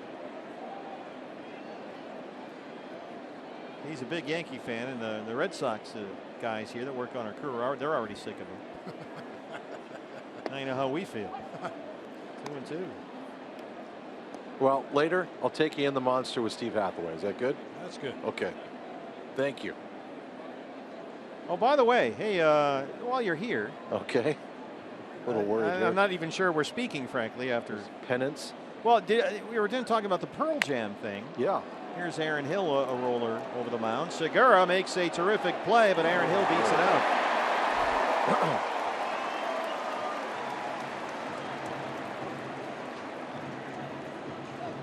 Bob was mentioning earlier they had a Pearl Jam concert out here. It was like 2 of them. like a week ago, right? Friday and Sunday. And there was a stage in center field. The pictures, look at this. Look at that. That's That is unbelievable, huh? unbelievable. This It was is sick. Yeah, this is like a week ago. That's Yep. amazing. Is it any wonder guys are slipping and falling and tripping and bad hops on ground balls? But you see where the stage is set up out there. There's Eddie Vedder. That's from Eddie's personal collection. He sent me that today. I asked him if he signed his name in the monster, and he didn't have time to get in it. But I know how he feels about places like this. Look at all those people. That's Can amazing. you believe that? And they're going to Wrigley Field for 2 more. Well, they did have a tarp out there, thank goodness, and they stayed off most of the infield. But that stage out in center field, that's where Jackie Bradley Jr. kind of tripped over his own Yeah. feet out there on the mosh Segura's triple to lead off the ball game as they review this play at first. And that's what the outfield grass looks like now. Blaming Now, are me you for in that. are you in Eddie tight? Yeah, we're friends, and known him for quite a while. Huge baseball fan, and a guy that has great reverence for things like that. Coming out here and performing. Bob, as you know, you've met Eddie many times. And the runner is out. There's Ted Barrett. That safe call at first base, which he made, by the way, overturned. Oh, what a nice play by Gene Segura once again. Using that arm, throwing off balance on the shortstop side of the field in time to get Aaron Hill at first base. So 7 straight retired by Godley, who's really had a lot of luck rolling ground ball outs. He'll work to the catcher now, Brian Holiday. And now Eddie Vedder wouldn't go in. You know, he's a big Cub fan. He might. I know where you're going with this. He wouldn't walk into, you know, Busch Stadium and write something anti-Cardinal, would he? He might. Yes, he might. Thank you. Jake Lamb at third. Another ground ball out for Godley, who works back-to-back 1, 2, 3 innings. He set down 8 in a row. It's 8-3. Diamondbacks trail here at Fenway Park.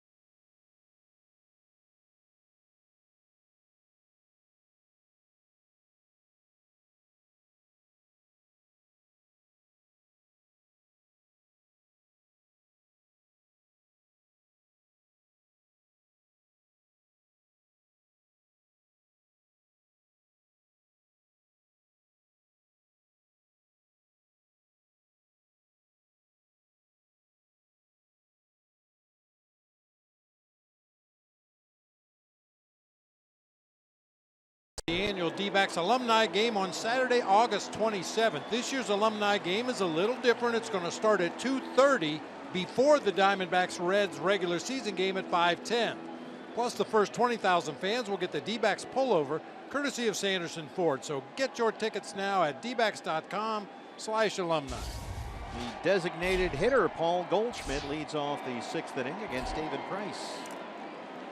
Goldie has singled and struck out. He's 1 for 2. It's it hard to third. Backhanded there by Travis Shaw. Long throw, and he throws him out.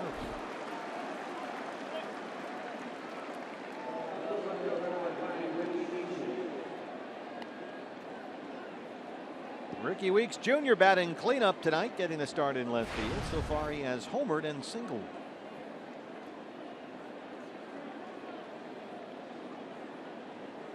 Diamondbacks have hit 2 home runs tonight. Ricky Weeks Jr. in the first, and Tuffy a solo shot to lead off the 5th.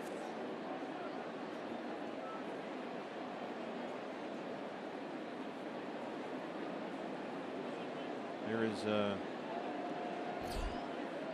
lot of cold air blowing in right now. It has been very hot and humid all day and all night. Very muggy, but right now there's a wave of very chilly air coming in, which does not bode well for the forecast. I think that's sweeping over here from the radio booth. Ah, the governor and Tom Candiotti. They actually have the window open. Center field for Jackie Bradley Jr. 2 outs. The flag in center field, which had been blowing out all night, is dead still out there right now. And they have twice shown Ted Barrett, the crew chief, the first base umpire, the Doppler radar, which is never a good sign. There's a flag right now high above our broadcast position here. 2 pitches, 2 outs for Price in the 6th. That'll bring up the birthday boy, Chris Owings, who's 25 today. CO has flat out struck out.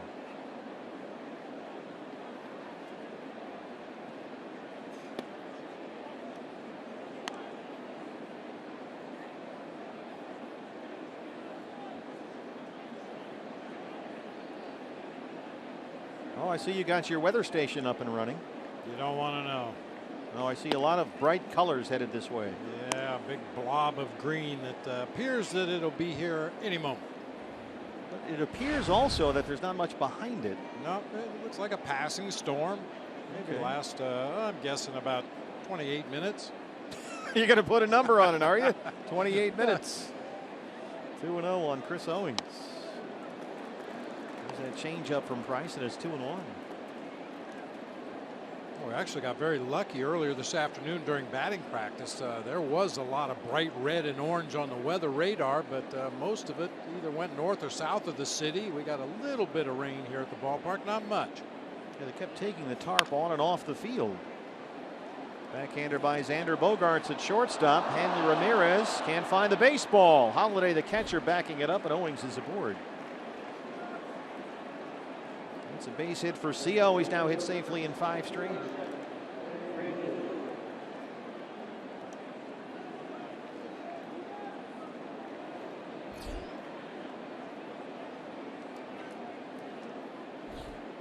Brandon Drury singled his last time up.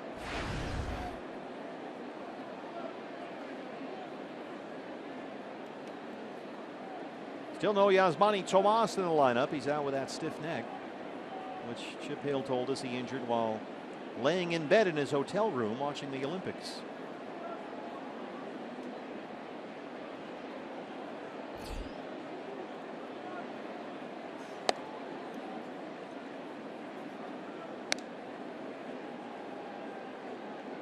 We'd love to see Brandon finish this year swinging the bat like he was earlier in the season. He hit .270 with 9 home runs in the first half of the year, but since the All-Star break, .203 with 1 homer. But we really did, Bob, I think, see him turn on some pitches down and in that Mets series.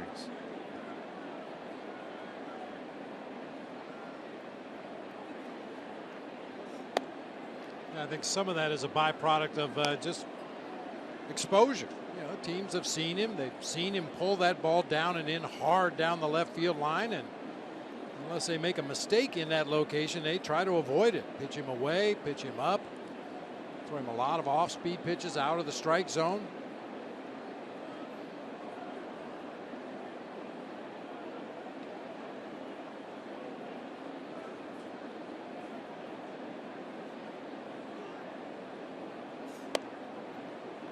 David Price been a little all over the place here. He's behind on Drury 3-0.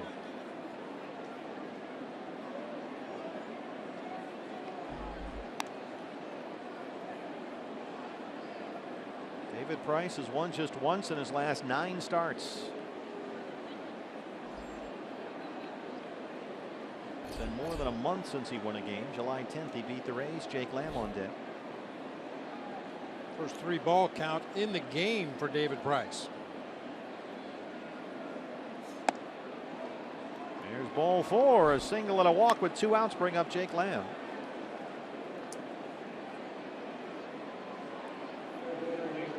Here comes Carl Willis, the pitching coach.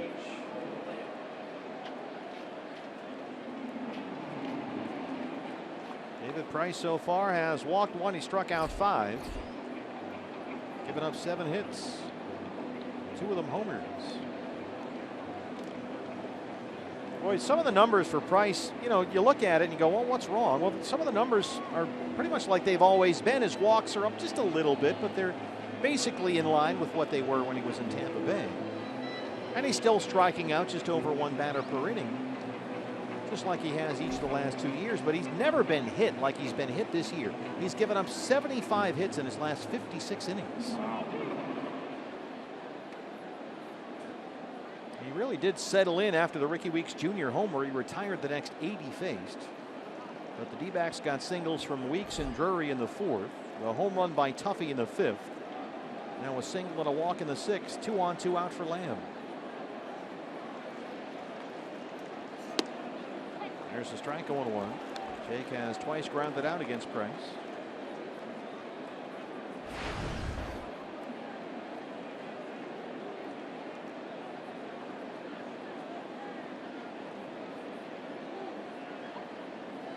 Chris Owings, the runner at second. Brandon Drury at first.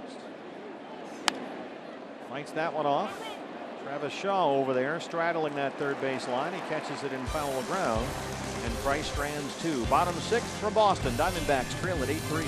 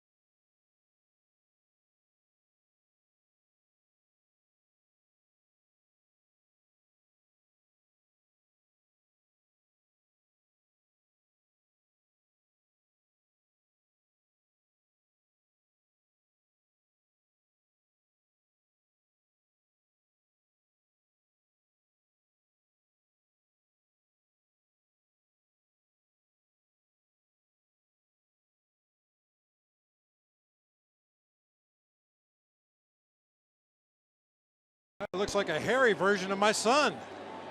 Wait, it is your son. Michael Brenly, the Red Sox bullpen catcher. Yeah, one of the neat things Michael told me, one of his many duties, he's responsible for warming up the outfielders between innings, specifically the right fielder Mookie Betts. And every day, Michael will write a trivia question on the ball that he throws to Mookie. And if Mookie answers a question correctly, Michael has to serve coffee or whatever beverage Mookie wants after the ball game. And if Michael wins, the same is true in reverse. And Michael asked me for some advice, and I said, ask him, the hitting coach of the Red Sox, Chili Davis, former teammate of mine. I said, ask Mookie what position Chili Davis played when he signed with the Giants in the minor leagues. Well, that's a tough one. Well, of course, Chili made his name as a designated hitter, and with the Giants he played center field, but Chili Davis originally signed as a catcher. So Michael got service that day for Mookie Betts. Stumped him. Well, now here's the thing, because I watched a lot of highlights every night, and he looks too much like Robbie Ross. Every time, look at him, I mean, these guys could be twins. Now, he's the relief pitcher for the Red Sox, one of them, but, and Robbie Ross does this routine where every time somebody hits a home run into the bullpen, he catches it in his hat. But I often say, wait, I think that's Michael, but no, these guys are twins almost. And by the way, Robbie Ross has caught 8 home run balls in his hat this year. 8. They're keeping track. Is that an answer to a trivia question? Well, it should be. Here's Andrew Benintendi. Now, do those guys do that on purpose? Is there a thing going on? They try to look like each other, or is it just a coincidence, not irony? Nice. 2-2 to Benintendi, who was hit by pitches last time. Drives one to center. Michael Bourne runs it down. Well, how about Zach Godley so far in relief of Patrick Corbin? Zach has worked 3 2/3 scoreless innings. He's retired 9 straight. Just attacking the bottom of the strike zone. That's when Zach Godley's at his best.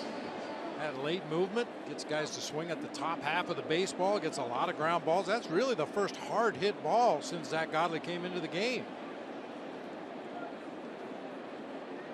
He's had 7 ground ball outs in 3 2/3. Travis Shaw, the third baseman. Shift is on for the Diamondbacks. By the way, we want to mention along the line of Michael Brenly news that Todd Walsh and the gang have cooked up a very special segment that's going to be on the pregame show tomorrow. You and Michael. Yeah. Reunited here at the ballpark. Where we both belong, down in the bullpen. Now, do you know what are you guys going to do? Are you going to go down there and yell at him? I have no idea. Put the gear back on? That won't happen. Let's see what the ruling is here. This might be a fair ball. And finally, Ted Barrett says foul. Yeah, late call from the home plate umpire. Nothing from Will Little on that one. Who just kind of stood there and watched. And now it's his call until it gets to the bag, right? Fair or foul? Yeah, unless the ball hits the batter in the batter's box, which was, I think, what happened right there to Travis Shaw. Fouled it off his foot. It dribbled down that first baseline. So an 0-2 count.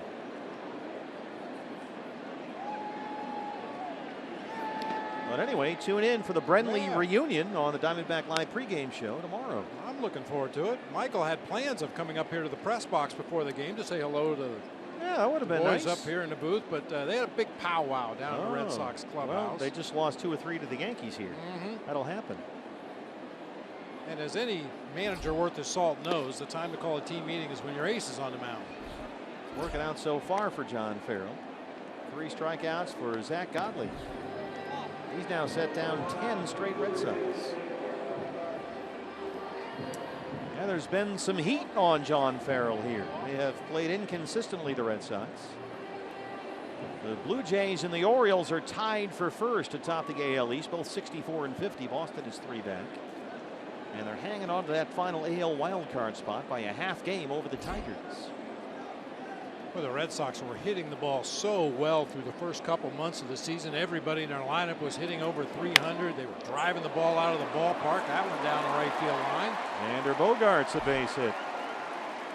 And once the offense slowed down to a normal pace, it kind of exposed some of the warts on that pitching staff, and they haven't played as consistently as they would like recently. They've made some changes in the rotation. Now Clay Buchholz is going to start tomorrow's game against Archie Bradley. Well, Bogaerts, the 2-out single brings up Mookie Betts. He's 0 for 3. Maybe we can send Mookie some Bob Brenly trivia questions and we can rig this thing so Michael never has to get coffee or anything. Zack Godley's now thrown 50 pitches in relief of Patrick Corbin, 33 for strikes. There's strike one.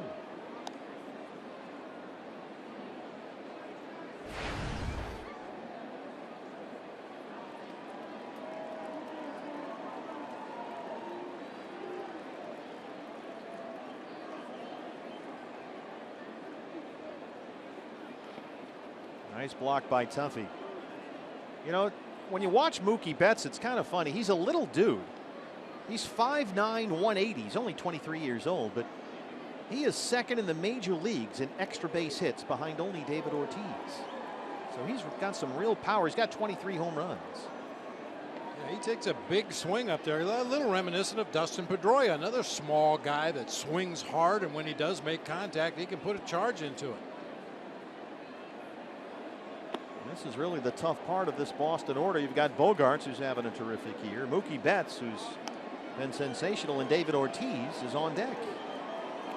Hanley Ramirez behind him, so this really is the sharp end of the stick for Zack Godley with 2 outs in the 6th.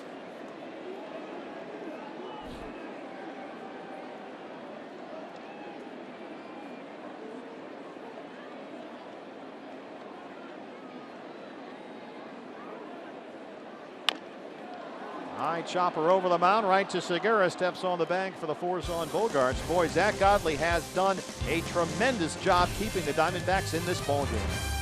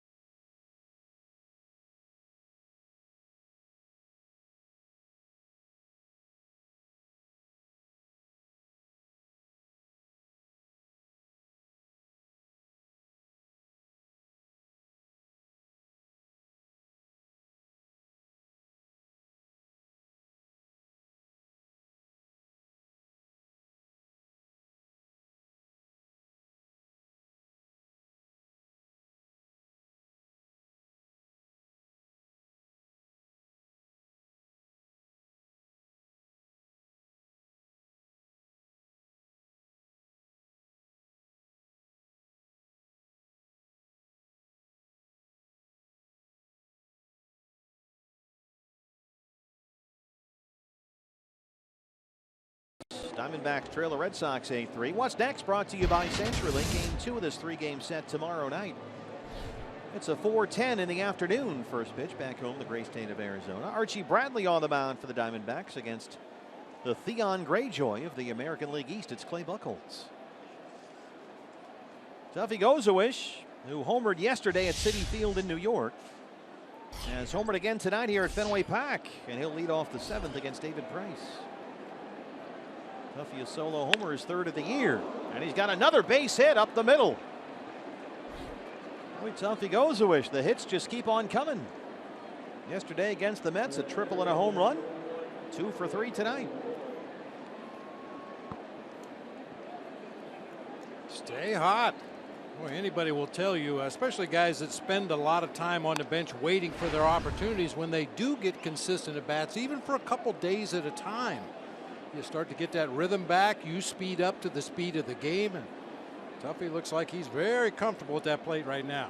And the way Zack Godley has pitched, and he has been tremendous. Diamondbacks can get right back in this ball game if they can just get a couple of base runners here, get something going as we start the 7th. Michael Bourne takes a strike, 0-1. Michael has twice grounded out. Very productive series in New York for Michael. 5 hits against the Mets.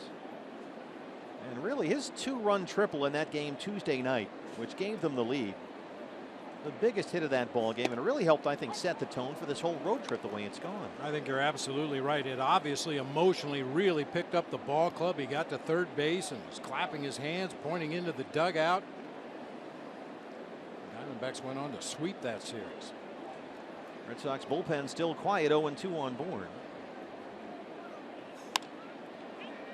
Michael hits a soft fly to left center. What a catch, Andrew Benintendi.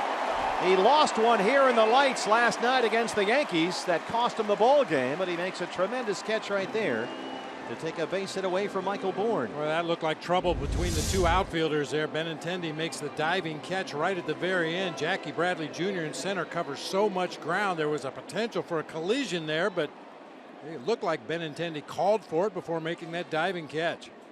Andrew Benintendi, just a 22-year-old rookie, their first-round pick in last year's draft out of the University of Arkansas. This is another reason why they like him. Here's Segura, who tripled to lead off the ball game. He's 1 for 3.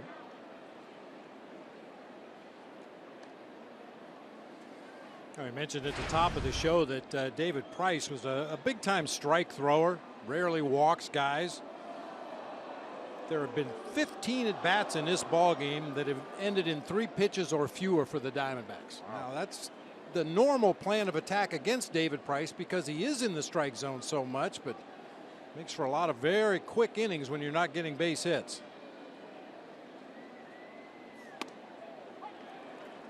0-2. Price so far has walked 1. He's got 5 strikeouts. Given up 3 runs on 8 hits.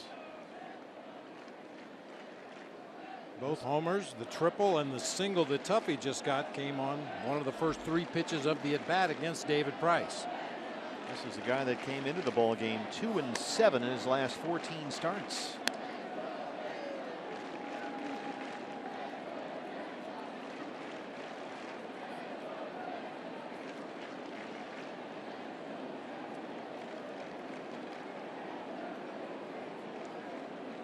One and 2 on Gene Segura. Tuffy goes to wish the runner at first. 1 out. There's a tapper foul. It stays 1 and 2. Checking in with Will Little behind the plate. Yeah, emergency swing that time by Gene Segura. He wanted to know if that pitch was on the plate or not. He felt it was too close to take. He just fouled it out of play to keep the count at 1 and 2, but wanted to find out from the home plate umpire, would that have been a called strike?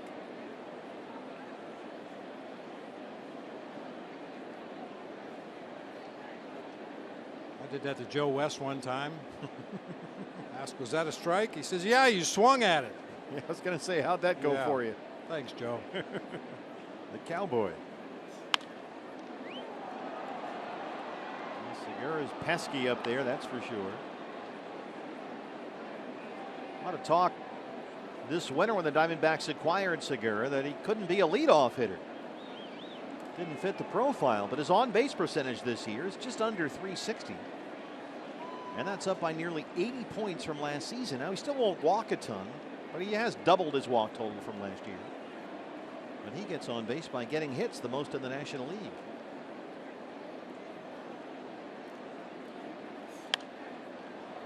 And he can certainly do this with anybody. Mm-hmm.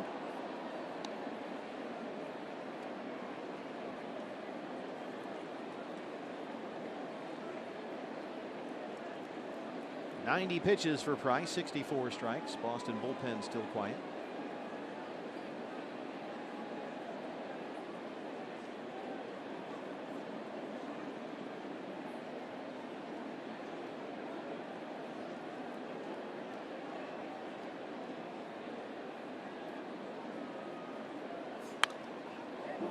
Segura's wearing him out. That one went in and out of the Red Sox dugout.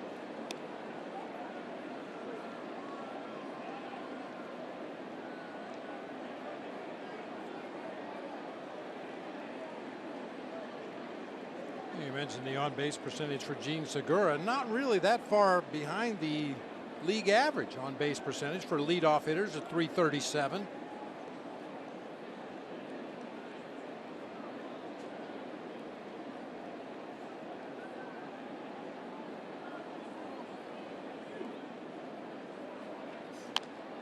Oh, boy. We're just going to keep going here, David Price.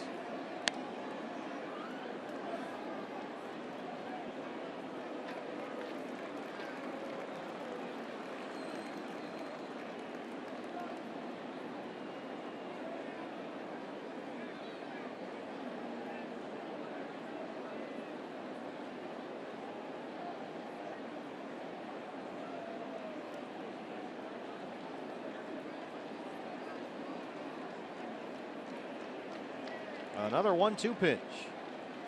Got him. 6 strikeouts for Price, 2 down in the 7th.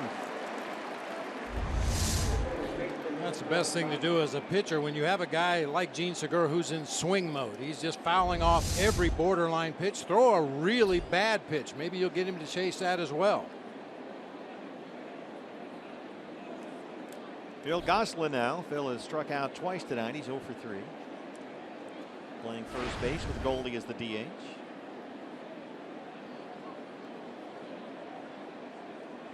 You ever DH in your brief time with the Blue Jays? Yes, I did. And your thoughts? Eek. Until I actually tried to do it, I kind of thought it was a joke. What do you mean? You just get to hit? That's all you have to do? Anybody could do that. It really is a skill. Well, especially having been a catcher for so long, you're involved in every pitch. You know, I had a teammate by the name of Rance Mullenix who used to DH quite a bit for the Toronto Blue Jays back in the day, and tried to take his advice. He said, hey, you've got to stay busy. Go ride the bike, go swing in the cage. You have to do something between innings, and I tried that and it didn't work. So you didn't feel involved? No. So next time I got to DH, I tried just going up to the clubhouse and drinking coffee and watching a game on TV, trying to garner something from that opposing pitcher, and that didn't work. So I didn't get to DH anymore. But, you know, I see a guy like Big Papi or Edgar Martinez back in the day, guys who do it and do it so well, and I do have an appreciation for how tough that job is. Yeah, you can't be more two polar opposite positions than catcher and DH in terms of your involvement in the game, that's for sure. Might have been part of what helped get Jimmy Williams fired in Toronto back in 1989, having me DH when I was hitting about $170. Well, he only had one M in his name. That was the other thing. Another good changeup from David Price, and it's 2-2 on Gosselin.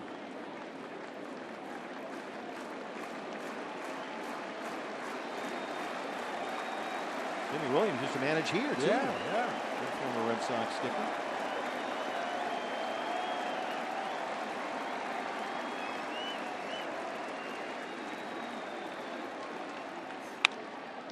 Gosselin slaps it the other way, a base hit. And Goldie will come up now with 2 on and 2 out.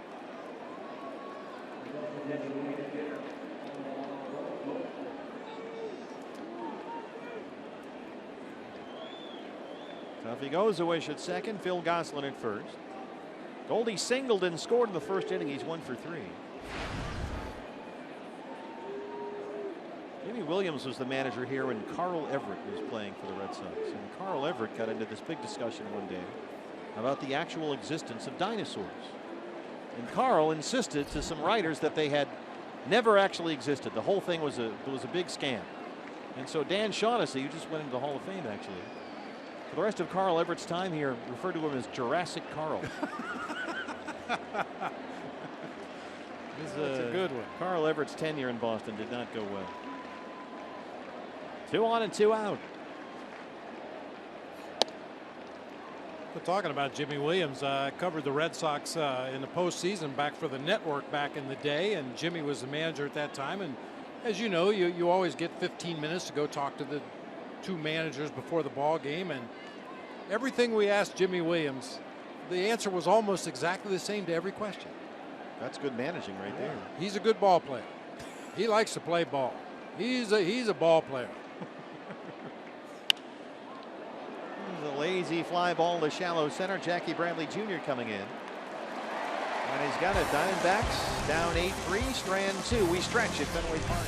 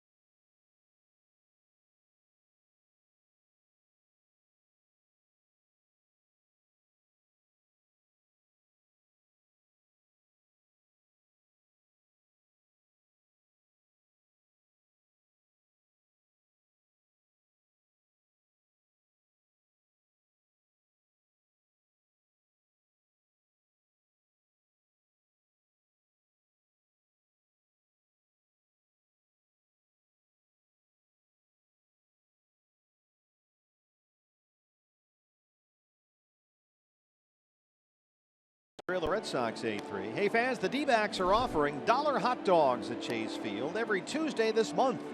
That's right, $1 hot dogs during every Tuesday home game in August.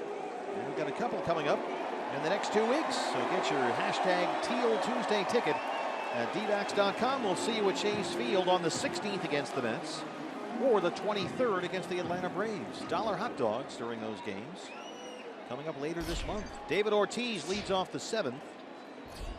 Again, Zack Godley, who has been sensational on in long relief of Patrick Corbin. Godley has worked so far 4 1/3 scoreless innings and retired 11 of the last 12 he's faced. David Ortiz gets a hold of one, drives it deep to center field, and it's gone. Number 26 for Big Papi, and the celebration here in Boston continues.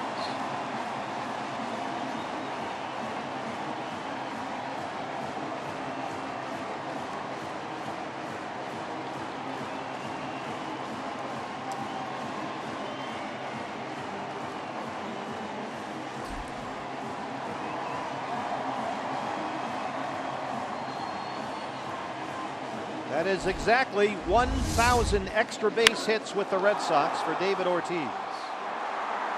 The only other players ever to do that here, Carl Yastrzemski and Ted Williams. Big Papi is probably the only player in baseball that can take that long walking down the first baseline, admiring his handiwork. Excited Red Sox fan out there in the front row in center field. 9-3. Here's Hanley Ramirez, who himself has hit 2 3-run homers in the ball game, both off Patrick Corbin. As you know, partner, we get to the ballpark every day, and up here in the press box there are media notes for both teams and league stats and all kinds of information. Sure. And given the fact this is Big Papi's last season, they put out a Big Papi packet. Yeah, and I mean, all-time Major League rankings, all-time American League rankings, all-time left-handed batter, designated hitter, Red Sox, Fenway Park. It goes on, and he's just littered all over the leader list in all of those categories, in every offensive category you can imagine. And the idea that he's not a Hall of Famer because he was a designated hitter is ridiculous. Yes, it is. It's a position like any other. You might not like it, but it is. And you can say the same for Edgar Martinez of the Mariners.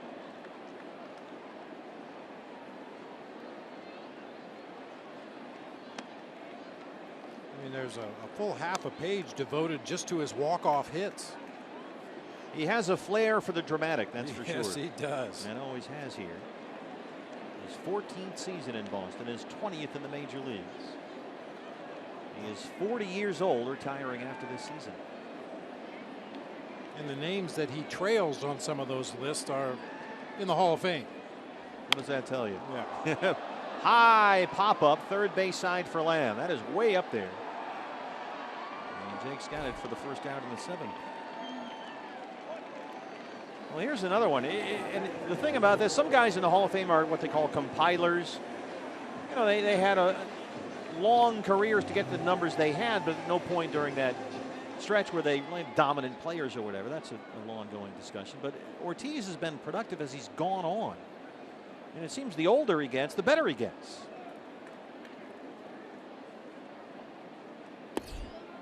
Jackie Bradley Jr. I mean, Ortiz this year has a leads the league in doubles, 37. He's got a triple. He's now hit 26 home runs. And just the other day, he broke the single season record for extra base hits by a player age 40 or older. It was a mark that was previously held by Dave Winfield, who, oh, by the way, is in the Hall of Fame. And David Ortiz now with 64 extra base hits this year. The most ever by a player in one season, age 40 or older.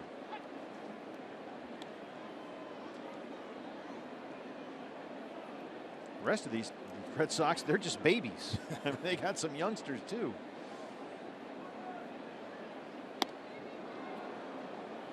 Conley comes back and strikes out Jackie Bradley Jr.'s 4th strikeout. And Big Papi has definitely planned ahead for his career after baseball. I made a quick dash to the restroom between innings, and the local radio feed was on there, and I heard a commercial I believe it was Big Papi's Market, where you can get tortilla chips, hummus, and salsa. He's all over this. He advertises everything. Everybody wants a piece of him. And to his credit, he's enjoying it. He's having fun as he goes out after a long 20-year career. There's Aaron Hill. That makes it a little easier to have fun when you're putting up the kind of offensive numbers that he is this year. This is just ridiculous. One of the best years he's ever had. Yeah. People keep wondering, well, maybe he'll change his mind, but he insists he won't. He says it's you know, the 162 even as a DH is too much for his body at this point.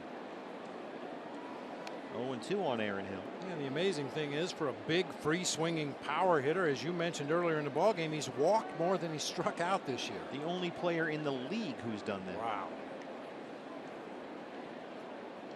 And tonight he's got 3 hits, 2 singles, a homer. He scored 3 runs. Aaron Hill drives that to center and backs up Bourne. Still backing up, and he's got it on the warning track. And that's the final out of the 7th inning. But David Ortiz hits his 26th. It's now 9-3 Boston.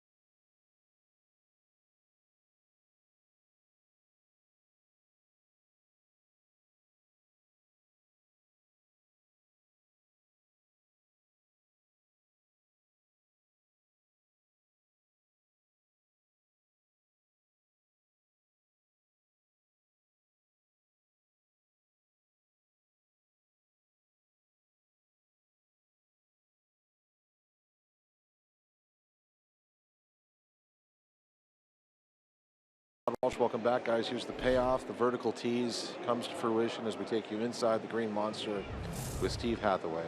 This is him making his way in street clothes off the team bus onto the field as a Major League Baseball player. You know the story that he circled this date on his calendar as a minor leaguer, saying, I wanted to be up in the majors by this point. And he's done a very good job since he's been here, too. There's no doubt about it. He said he was trying to get tickets for guys. Now here he is with a fleet of friends and family, and in a second hopefully we'll take you inside the monster.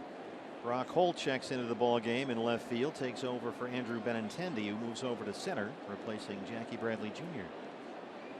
Ricky Weeks Jr., who homered in the 1st and singled in the 4th, leads off the 8th against David Price. We should point out, checking Commander Brenly's charts and graphs over there, that looks like we're all right weather-wise, huh? Yeah, we scared it off.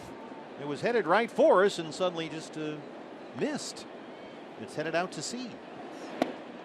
Along with Todd Walsh, if he ever writes Bucky Dent's name inside the wall again. He sends you out there on a raft. It's a very long penance I've been paying. It'll be like a Viking funeral for you.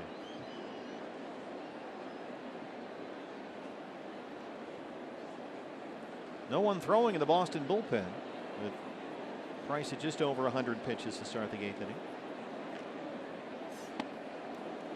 1-2 on Ricky Weeks Jr. What, by the way, while you're here, what do you have planned for the Brenly reunion segment tomorrow? Well, you're the ghostwriter, so I just suggested it. Well, you wanted. By the way, I got another one for you too. This is great. Okay. Well, I just, these ideas, man, they just come up with an idea, man, Chuck. They bounce in. Edible paper. Edible paper. That's right. Barney Rubble, what an actor. 1-2 to Ricky Weeks Jr. Called strike 3, 7 strikeouts for David Price. I was doing the old research last night and again this morning. And I discovered that Andrew Benintendi, the rookie center fielder, is from, wait for it. No, I screwed this up. Hold on. He's spitballing, Bob. You can tell, huh? No. Just on the top. No, it's sorry. It's Mookie Okay, Betts, not okay. Benintendi. Mookie Betts. We need to move one over to the right fielder as I direct the show, which Phil Mollica always loves. Here's Chris Owings. Anyway, Mookie Betts is from Brentwood, Tennessee. That's the same town that Robbie Ray is from. Didn't know where you were going with that. Neither did I there for a minute. But they went to different high schools in Brentwood, Tennessee. Okay. So but I wondered if they ever played against each other. And they're about the same age. Okay. All right. So there's one for you. And maybe there's a big high school rivalry. They might have faced each other in high school. Chris Owings bangs that into left. Brock Holt scoops it up, and CO is 2 for 4. Anyway, just throwing it out there for you. Brentwood, Tennessee. They both went there. Duly noted. Mookie Betts and Robbie Ray. So let's see. Michael and Bob Brenly. Got that down. Mookie and Robbie Ray. Rookie Robbie Ray. I got one more for you. The How hits about- keep coming. Yeah, they do. Goodness. Famous duo, of course, Dennis Eckersley, Tony La Tony Russa. La Russa, yeah. Eckersley, Yeah. Eck was, of course, his closer. Mm-hmm. And I think Tony's on this trip. He is. Yeah. Brandon Drury sends that one out of play. So the hour-long D-backs live tomorrow. Extended version. Action-packed segments for you. Dance mix. But no, what are you going to do in the? Are they going to? I thought, Bob would just go out there and yell at him, tell him to cut his hair or something, Clean your room. like any dad would do. I think he should throw to him, right? He's the bullpen catcher. No? I don't want to put the gear on, and I don't want to throw. I was going to say, is there a way we get you to put the gear back on, and No. you guys could just get down, and you could each catch a guy out there? No, couldn't you do that side by side? You're warming up 2 pitchers out there. One of us would catch a lot of them. The other one might get hurt. We'll get you a stool. Oh, You Lord. can just sit on it and sit on it, Potsy, and catch some warm-up pitches, and Michael can kneel down. You guys would be side by side. That'd be Yeah. a cool family moment. Yeah. No, you're not buying it. All right. The one at the emergency room would be a cool family moment, too. The photos after. Get Joan on the phone. Red Sox bullpen will start to get busy. 0-2 on Drury. That one goes through Holiday, and Owings will move up. Anyway, you do. I mean, these ideas are just there for you. It's up No, to I you love guys. it. Get Al on it. You can call me Al. Paul Simon was in crack our producing hotel. staff. Oh, he's in my hotel in Toronto. Paul Simon. Did you know he was? Did you see him after you were there? Yeah, I think we had a shot of him during the game. Actually, It's all coming together. It is. David Price at 109 pitches right now. His season high is 114. He's done that twice. I'm sure John Farrell would like to see him get out of this 8th inning if he can. And he's got Owings at second, 1 out, a 1-2 count on Drury. Brandon has singled and walked tonight. Over the head of Matt Williams at third.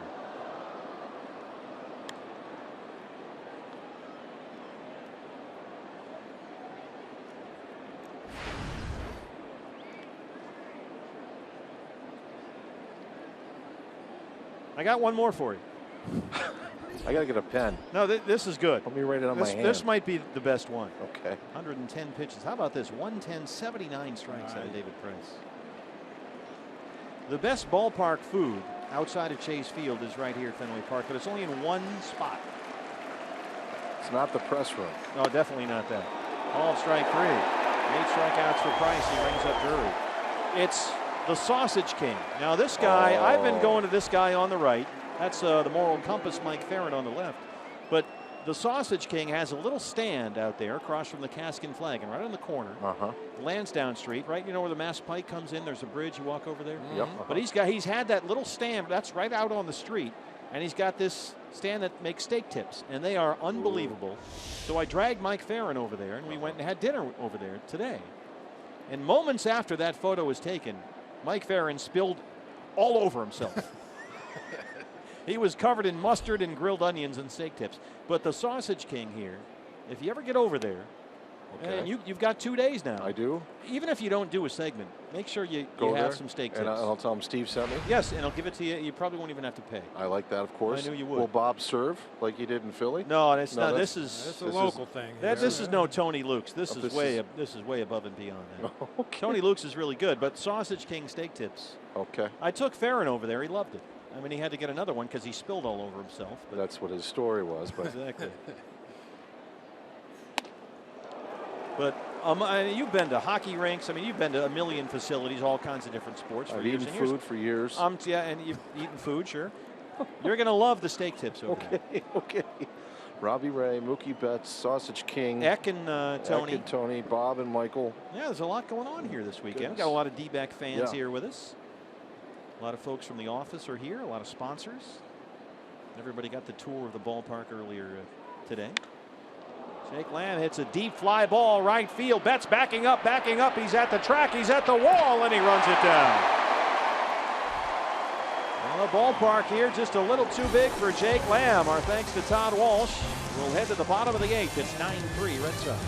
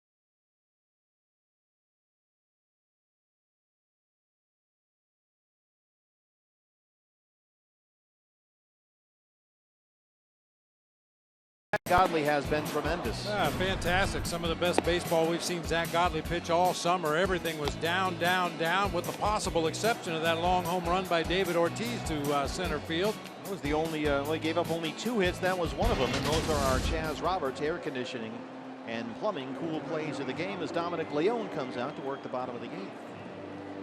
Dominic, an 8.36 ERA, 14 appearances. He finished up yesterday's win at Citi Field over the Mets with a scoreless 9th. Gave up back-to-back hits to start that 9th inning, but then got a fly ball to center field and a double play ball to get out of the inning unscathed. The catcher Brian Holiday leads it off for Boston.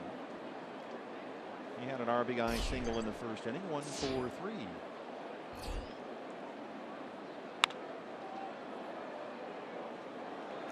Nice play.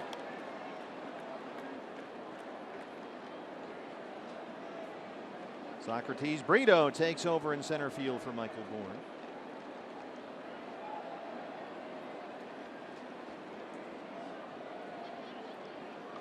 A lot going on here at the ballpark this weekend. Diamondbacks are in town.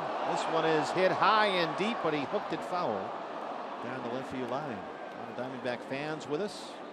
A lot of employees from Chase Field. Corporate sponsors are here. That guy is so excited he's pouring beer over his own head. There's more of it. The Nation. It's always a wise move. Remember, this is the place where the guy threw the slice of pizza at the other guy. Never throw away pizza. Just a waste.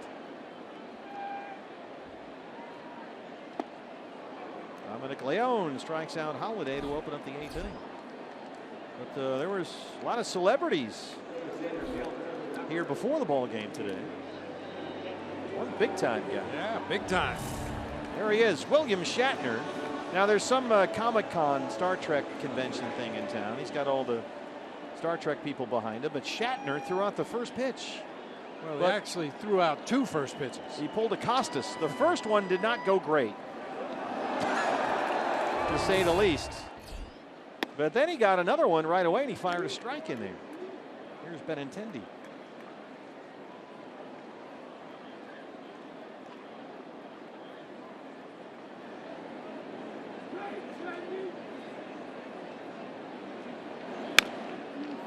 That's foul. Now here's the second Shatner pitch.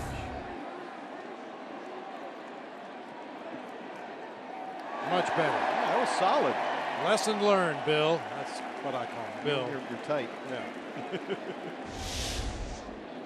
Warm up before that first pitch. All it took was one warm-up toss, and he was right in the strike zone. 1-2 on Benintendi, who slaps that one foul. Yeah, so we had all these Star Trek guys walking around behind him in Mr. Spock outfits and stuff.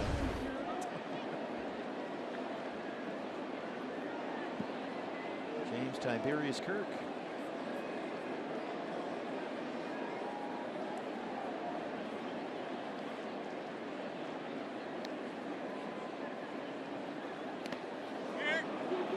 Benintendi swings through that one. Dominic Leone gets his second strikeout.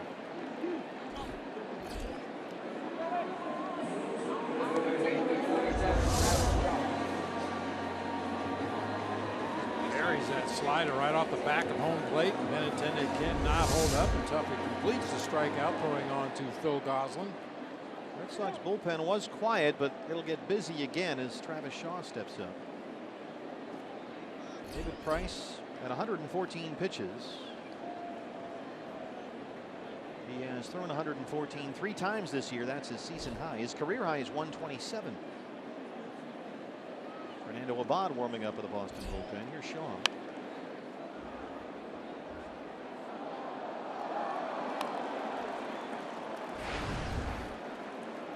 Speaking of Star Trek, it's a good thing you didn't go see that in New York. No. Because you went to the Bourne movie. But 4DX. You accidentally went to the wrong theater. I never even heard of that. That they have that where your seat shakes and everything. I had never heard of it until the movie started and the first car chase scene. By then it was too late. It was way too late. So you were tossing and turning. They sprayed water on you? Water and jets of air would spray out of the back of the seat. While this is happening in the film, right? While the movie's going on. To give you the real experience. You were in the movie. Yeah.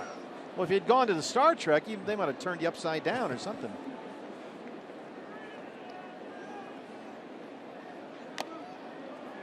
How much did that cost, by the way? 21 bucks. 21 bucks to see the Bourne movie and get water sprayed on you. Leone strikes out the side. We head to the 9th.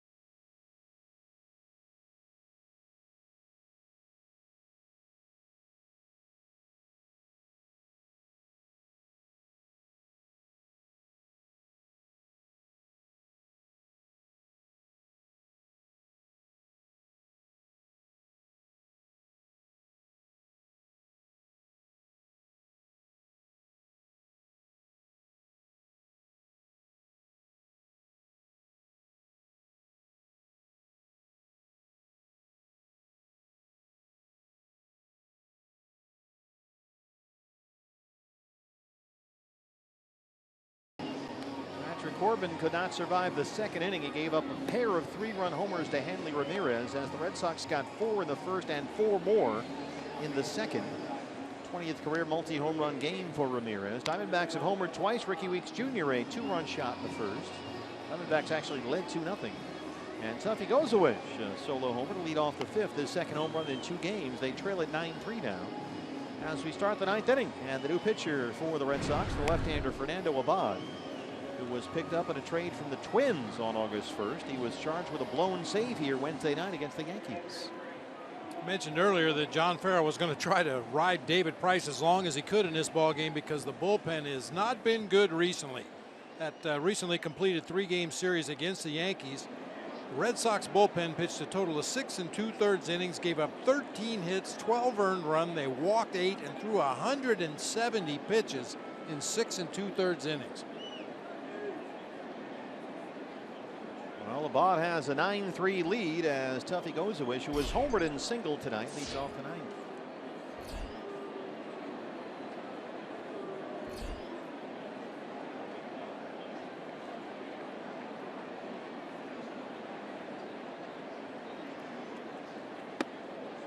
Strike one. How about Dominic Leone coming in and striking out the side? 1, 2, 3. Very impressive. 2 straight scoreless outings for Dominic.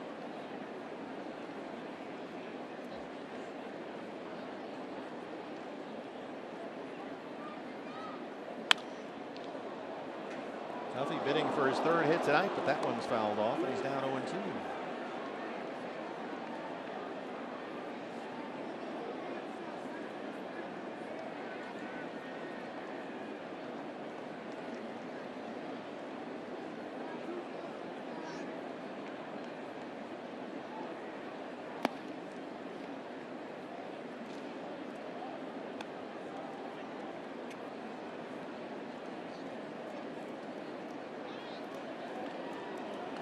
It'll be interesting to see what the Diamondbacks do moving forward with Patrick Corbin, especially given the way Zach Godley threw the ball tonight in relief. He was outstanding. Xander Bogaerts bangs that one away. I was going to ask you about that. It's gotten to the point with Patrick. He's winless now in 9 consecutive starts. Going to be 0-6 in those 9 starts. But at what point do you sort of take a timeout and readjust things? Yeah, it may be the best thing for Patrick as well. 6 starts in the second half of the season, totaling 26 2/3 innings. He's given up 35 runs. It could be mechanical, it could be mental, could just be bad luck. But for whatever the reason, Patrick Corbin has really struggled to just keep the Diamondbacks in a ball game, even when spotted early leads in games. Socrates Brito's first at bat tonight. He took over in center for Michael Gordon. But it's another example of tonight where the length that Zach Godley can give you in the bullpen, which is why he was back there in the first place, because they feel like he's a good fit. But that length, I mean, it saved their bacon here tonight. Sure did.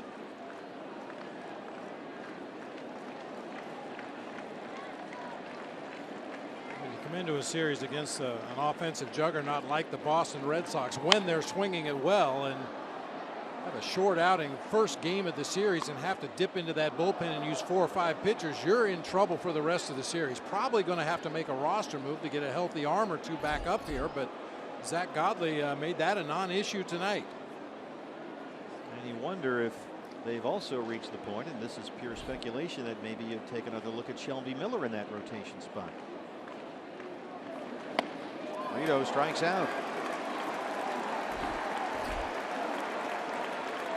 Well, barring a miraculous comeback, the Diamondbacks' 4-game winning streak will end right here. Gene Segura now.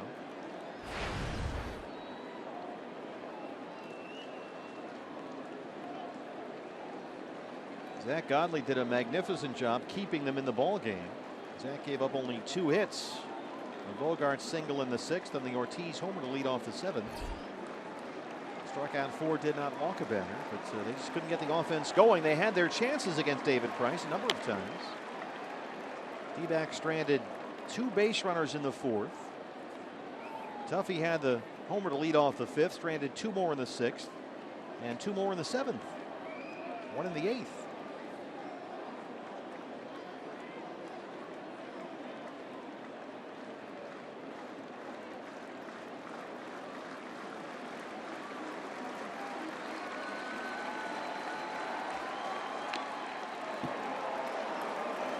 Well, barring that miraculous comeback you were talking about, the Red Sox record will go to 45-16 when they get 10 or more hits in a ball game this season. That's amazing that they've had 61 games where they've had 10 or more hits. Tells you about their offense. They will improve to 36-27 at home this year. Another one missed.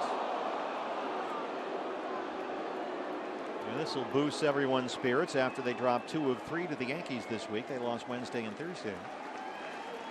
A stretch for Boston of 23 games in 23 days. That starts this week.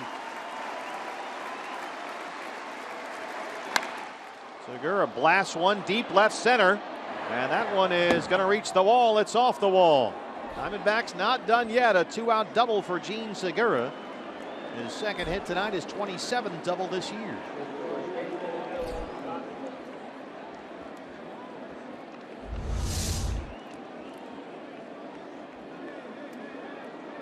Ball blasted to straightaway center out there near that 379 mark. Just to the right of where that yellow stripe extends up on the wall. 2-out base runner for Phil Gosselin, who singled his last time up. That one just missed. To the right is a home run. To the left is a double. Gosselin 1 for 4. Holiday bare hands that one. Segura was halfway to third, and he scampers back. I don't know if I've ever seen that before. Like Brian Holiday slowed the pitch down with his glove and then reached up and grabbed it with his bare hand. Oh, it hit the ground first. Okay, on one hop. It's still a very alert play by the Red Sox catcher. Knock it down, grab it.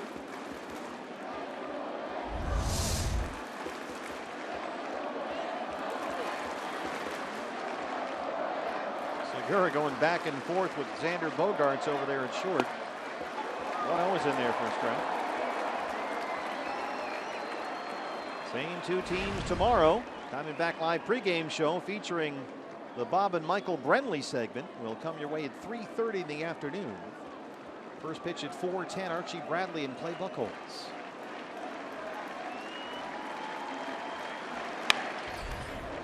Line 2. Sunday here is Zach Greinke and Rick Porcello. Porcello's 15-3.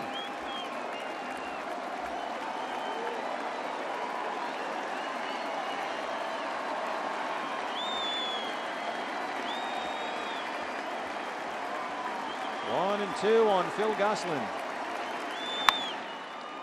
Oops, that one into left center. Brock Holt coming on. He won't get there. Segura's going to score, and it's 9-4. The RBI for Phil Gosselin.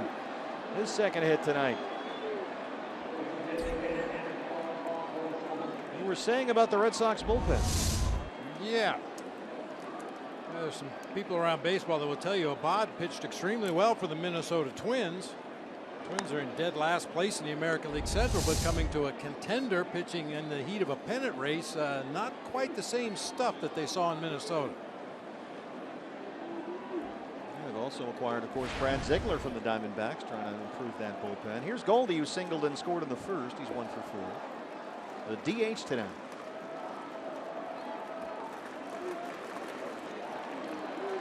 Gosselin at first, 2 outs, a run is in. Phil takes off for second. It's defensive indifference.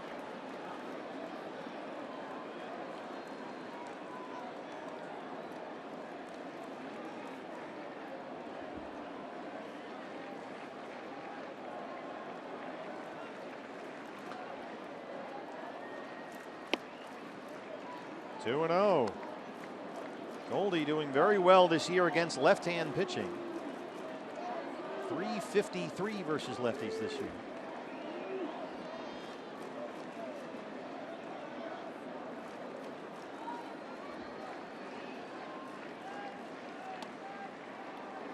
He's ahead, 3 balls and no strikes. Ricky Weeks Jr., who homered in the first, is on deck. Diamondbacks need base runners.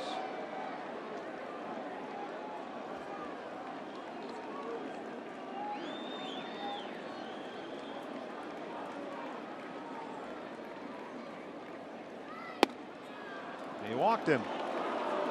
3 straight have reached, all with 2 outs in the 9th. Carl Willis, the pitching coach.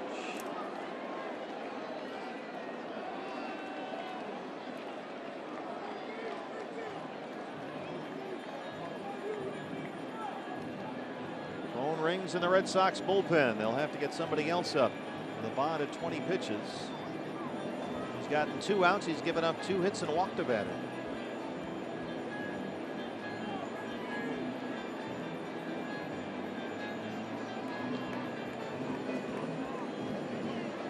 I like this matchup for Ricky Weeks Jr. right here. Ricky has homered, singled. He's 2 for 4.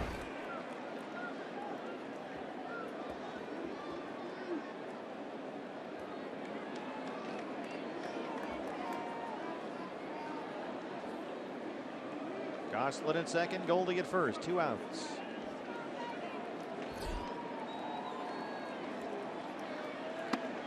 There's a strike on 1.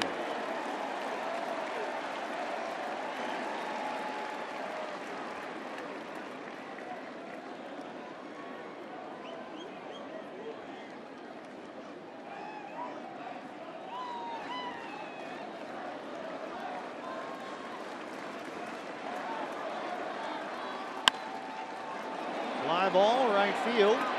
Mookie Betts drifting near the warning track. He's got it, and that's the ball game. Diamondbacks see their 4-game winning streak snapped. Hanley Ramirez, a pair of 3-run homers, and the D-backs drop the opener here in Boston, 9-4. Yeah, behind the 8 ball before they could even get loose in this ball game today. Another subpar outing by Patrick Corbin today, but on the bright side, Zach Godley with an outstanding outing out of the bullpen, went 5 1/3, gave up 2 hits and only 1 run, a big poppy home run. Diamondbacks tonight actually out-hit the Red Sox 12-11, but they lose at 9-4. As William Shatner and his Trekkies are here to throw out the first pitch.